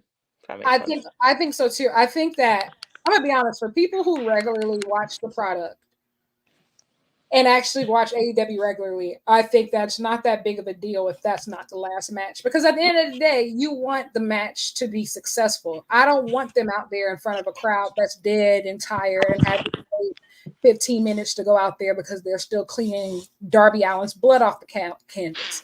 Like, let's just be real. Like, it's just so many different factors that you have to think about. And so, like, I want them in the best possible position to succeed. And I think that if I have to wait for them to be the last match, and I think that they'll probably, like I said, I think the next opportunity for it will probably be All Out, just because I think that it makes sense if the World Championship isn't defended on that card, especially, if it's only 2 weeks between right All after. Yeah. And so if the women are going to main event a pay-per-view, I think All Out would probably be the perfect opportunity. And with Chicago being such a big wrestling city, that's going to be a hot crowd, like it's going to be a hot crowd. It could be a really great time. So I think that that's probably, maybe the next big opportunity to try to run something like that. But I also think too, is like I said, ask yourself, like, well, nobody's career is dead if it's not the last match. And I think that is still such a big, amazing opportunity for Mercedes. She's by no means a failure. And I think that her and Willow have done just some excellent work, and I'm very proud of it. And I'm proud to be a fan witnessing it. And the match is still so important. So important to me, no matter where it is on the card. Honestly, I would have preferred for it to open, to be quite honest. Me too, honestly. If it's not going to main event, like, I would much rather it open the show. I think that sends a very strong message because women have never really opened the show before. So I personally would be very into that. I would be into it if the women opened the show for that match. And yeah, I think we just got to be honest here, y'all. Like, when I said the cleanup after Anarchy in the Arena is crazy, that match typically goes anywhere between, I would say, 35 to 40 minutes. Like I said, I want them to be in the best possible position to succeed. And it's going to be a fun night. And I think we also need to be honest about this too. This AEW card is stacked, as we saw with Revolution, as we saw in Dynasty. Double or Nothing is obviously a little bit different, but particularly as we get into Forbidden Door, and definitely when we get into All In, we are heading into a space where for just about every single card, every match should feel like it has main event potential. Yes. Should be, with a roster like this, that's what it should feel like. It should feel like the International Championship could main event. It should feel like the TNT Championship could main event. It should feel like the tag belts could main event. It should feel like this crazy special singles match for Okada and Omega. Please, God, please. Please. I know you're up there. Like, it should feel like that's what I'm heading towards for All In. Like, we just keep arguing about the main event, and that's great or whatever. But who gives a fuck? For All In this year, like, fuck that pussy shit y'all did last year. Every single match on this card should feel like it's the main event. And that's just it for me. It should, that's all I got. Fuck yeah. I'm excited for Double or Nothing. I pre-ordered this show when Mercedes and Willow got announced, to be honest. So I was stuck watching it. I'm not all that excited for it, honestly, to be honest. But I know it's kind of falling into that thing that AEW does sometimes for me, where I'm like, I'm not all that thrilled about this pay-per-view and the setup. I know it's going to be a banger of a pay-per-view. So, baby, I'm going to watch it. But yeah, I mean, and the go home show definitely, in a weird way, helped tonight. Sold me on a couple of the major angles. Even if a lot of it was nonsensical, but it was fun, and I want to have fun on Sundays, so I'm gonna get it. Yeah. So, you know, and it's fun. Like, you know, like it's Sunday, it's this Memorial Day weekend. Hopefully I'll be drunk. Indy 500, baby. Sorry. Yeah, so I won't be watching it live, but I'll get around to it. It's race week, you know, and like I will be in the kitchen fixing my food during the matches I don't care about. And hopefully I will be inebriated. So, you know, I plan to have a great time. The only problem that I expect to have that night is arguing with myself over which one of my t-shirts am I going to wear. Am I going to wear my Mercedes t-shirt? Or am I going to wear my Willow t-shirt? Who knows? Maybe I'll wear both. Maybe I'll switch in the middle of a match. Who knows? I'm a rock Okada, I think. Also, I love that Okada shirt you have. Thanks. It's fantastic. I will say his merch in AEW is pretty good. Like so much better. Like the designs that they've released for him in AEW are really good. So much better. I love it. Like especially that pink shirt. Oh yeah, that's tough. That's fantastic. But thank you, everybody. We are wrapped up. We've had such a fun time chatting. Happy Double or Nothing week, guys. Happy Memorial Day weekend. Everybody be safe. Happy race week for all of you into Indy 500. Yeah. So have a good time, everybody. And we will see you next week. Oh, I know somebody asked, are we going to do something for this show or for Double or Nothing? I don't think so. If we do anything, yeah, I don't think so. Big race girl. But I don't think so. But we should do a Twitter space sometime. Yeah, we should do a Twitter space sometime, maybe. Yeah. You know, I know you said you're gonna do something on Twitter space. So we're not going to commit or anything. Yeah. But maybe we'll do a Twitter space or something. Yeah. I don't know. Who knows? Who knows? But thanks everybody, and we will talk to you next time. Bye. Bye y'all.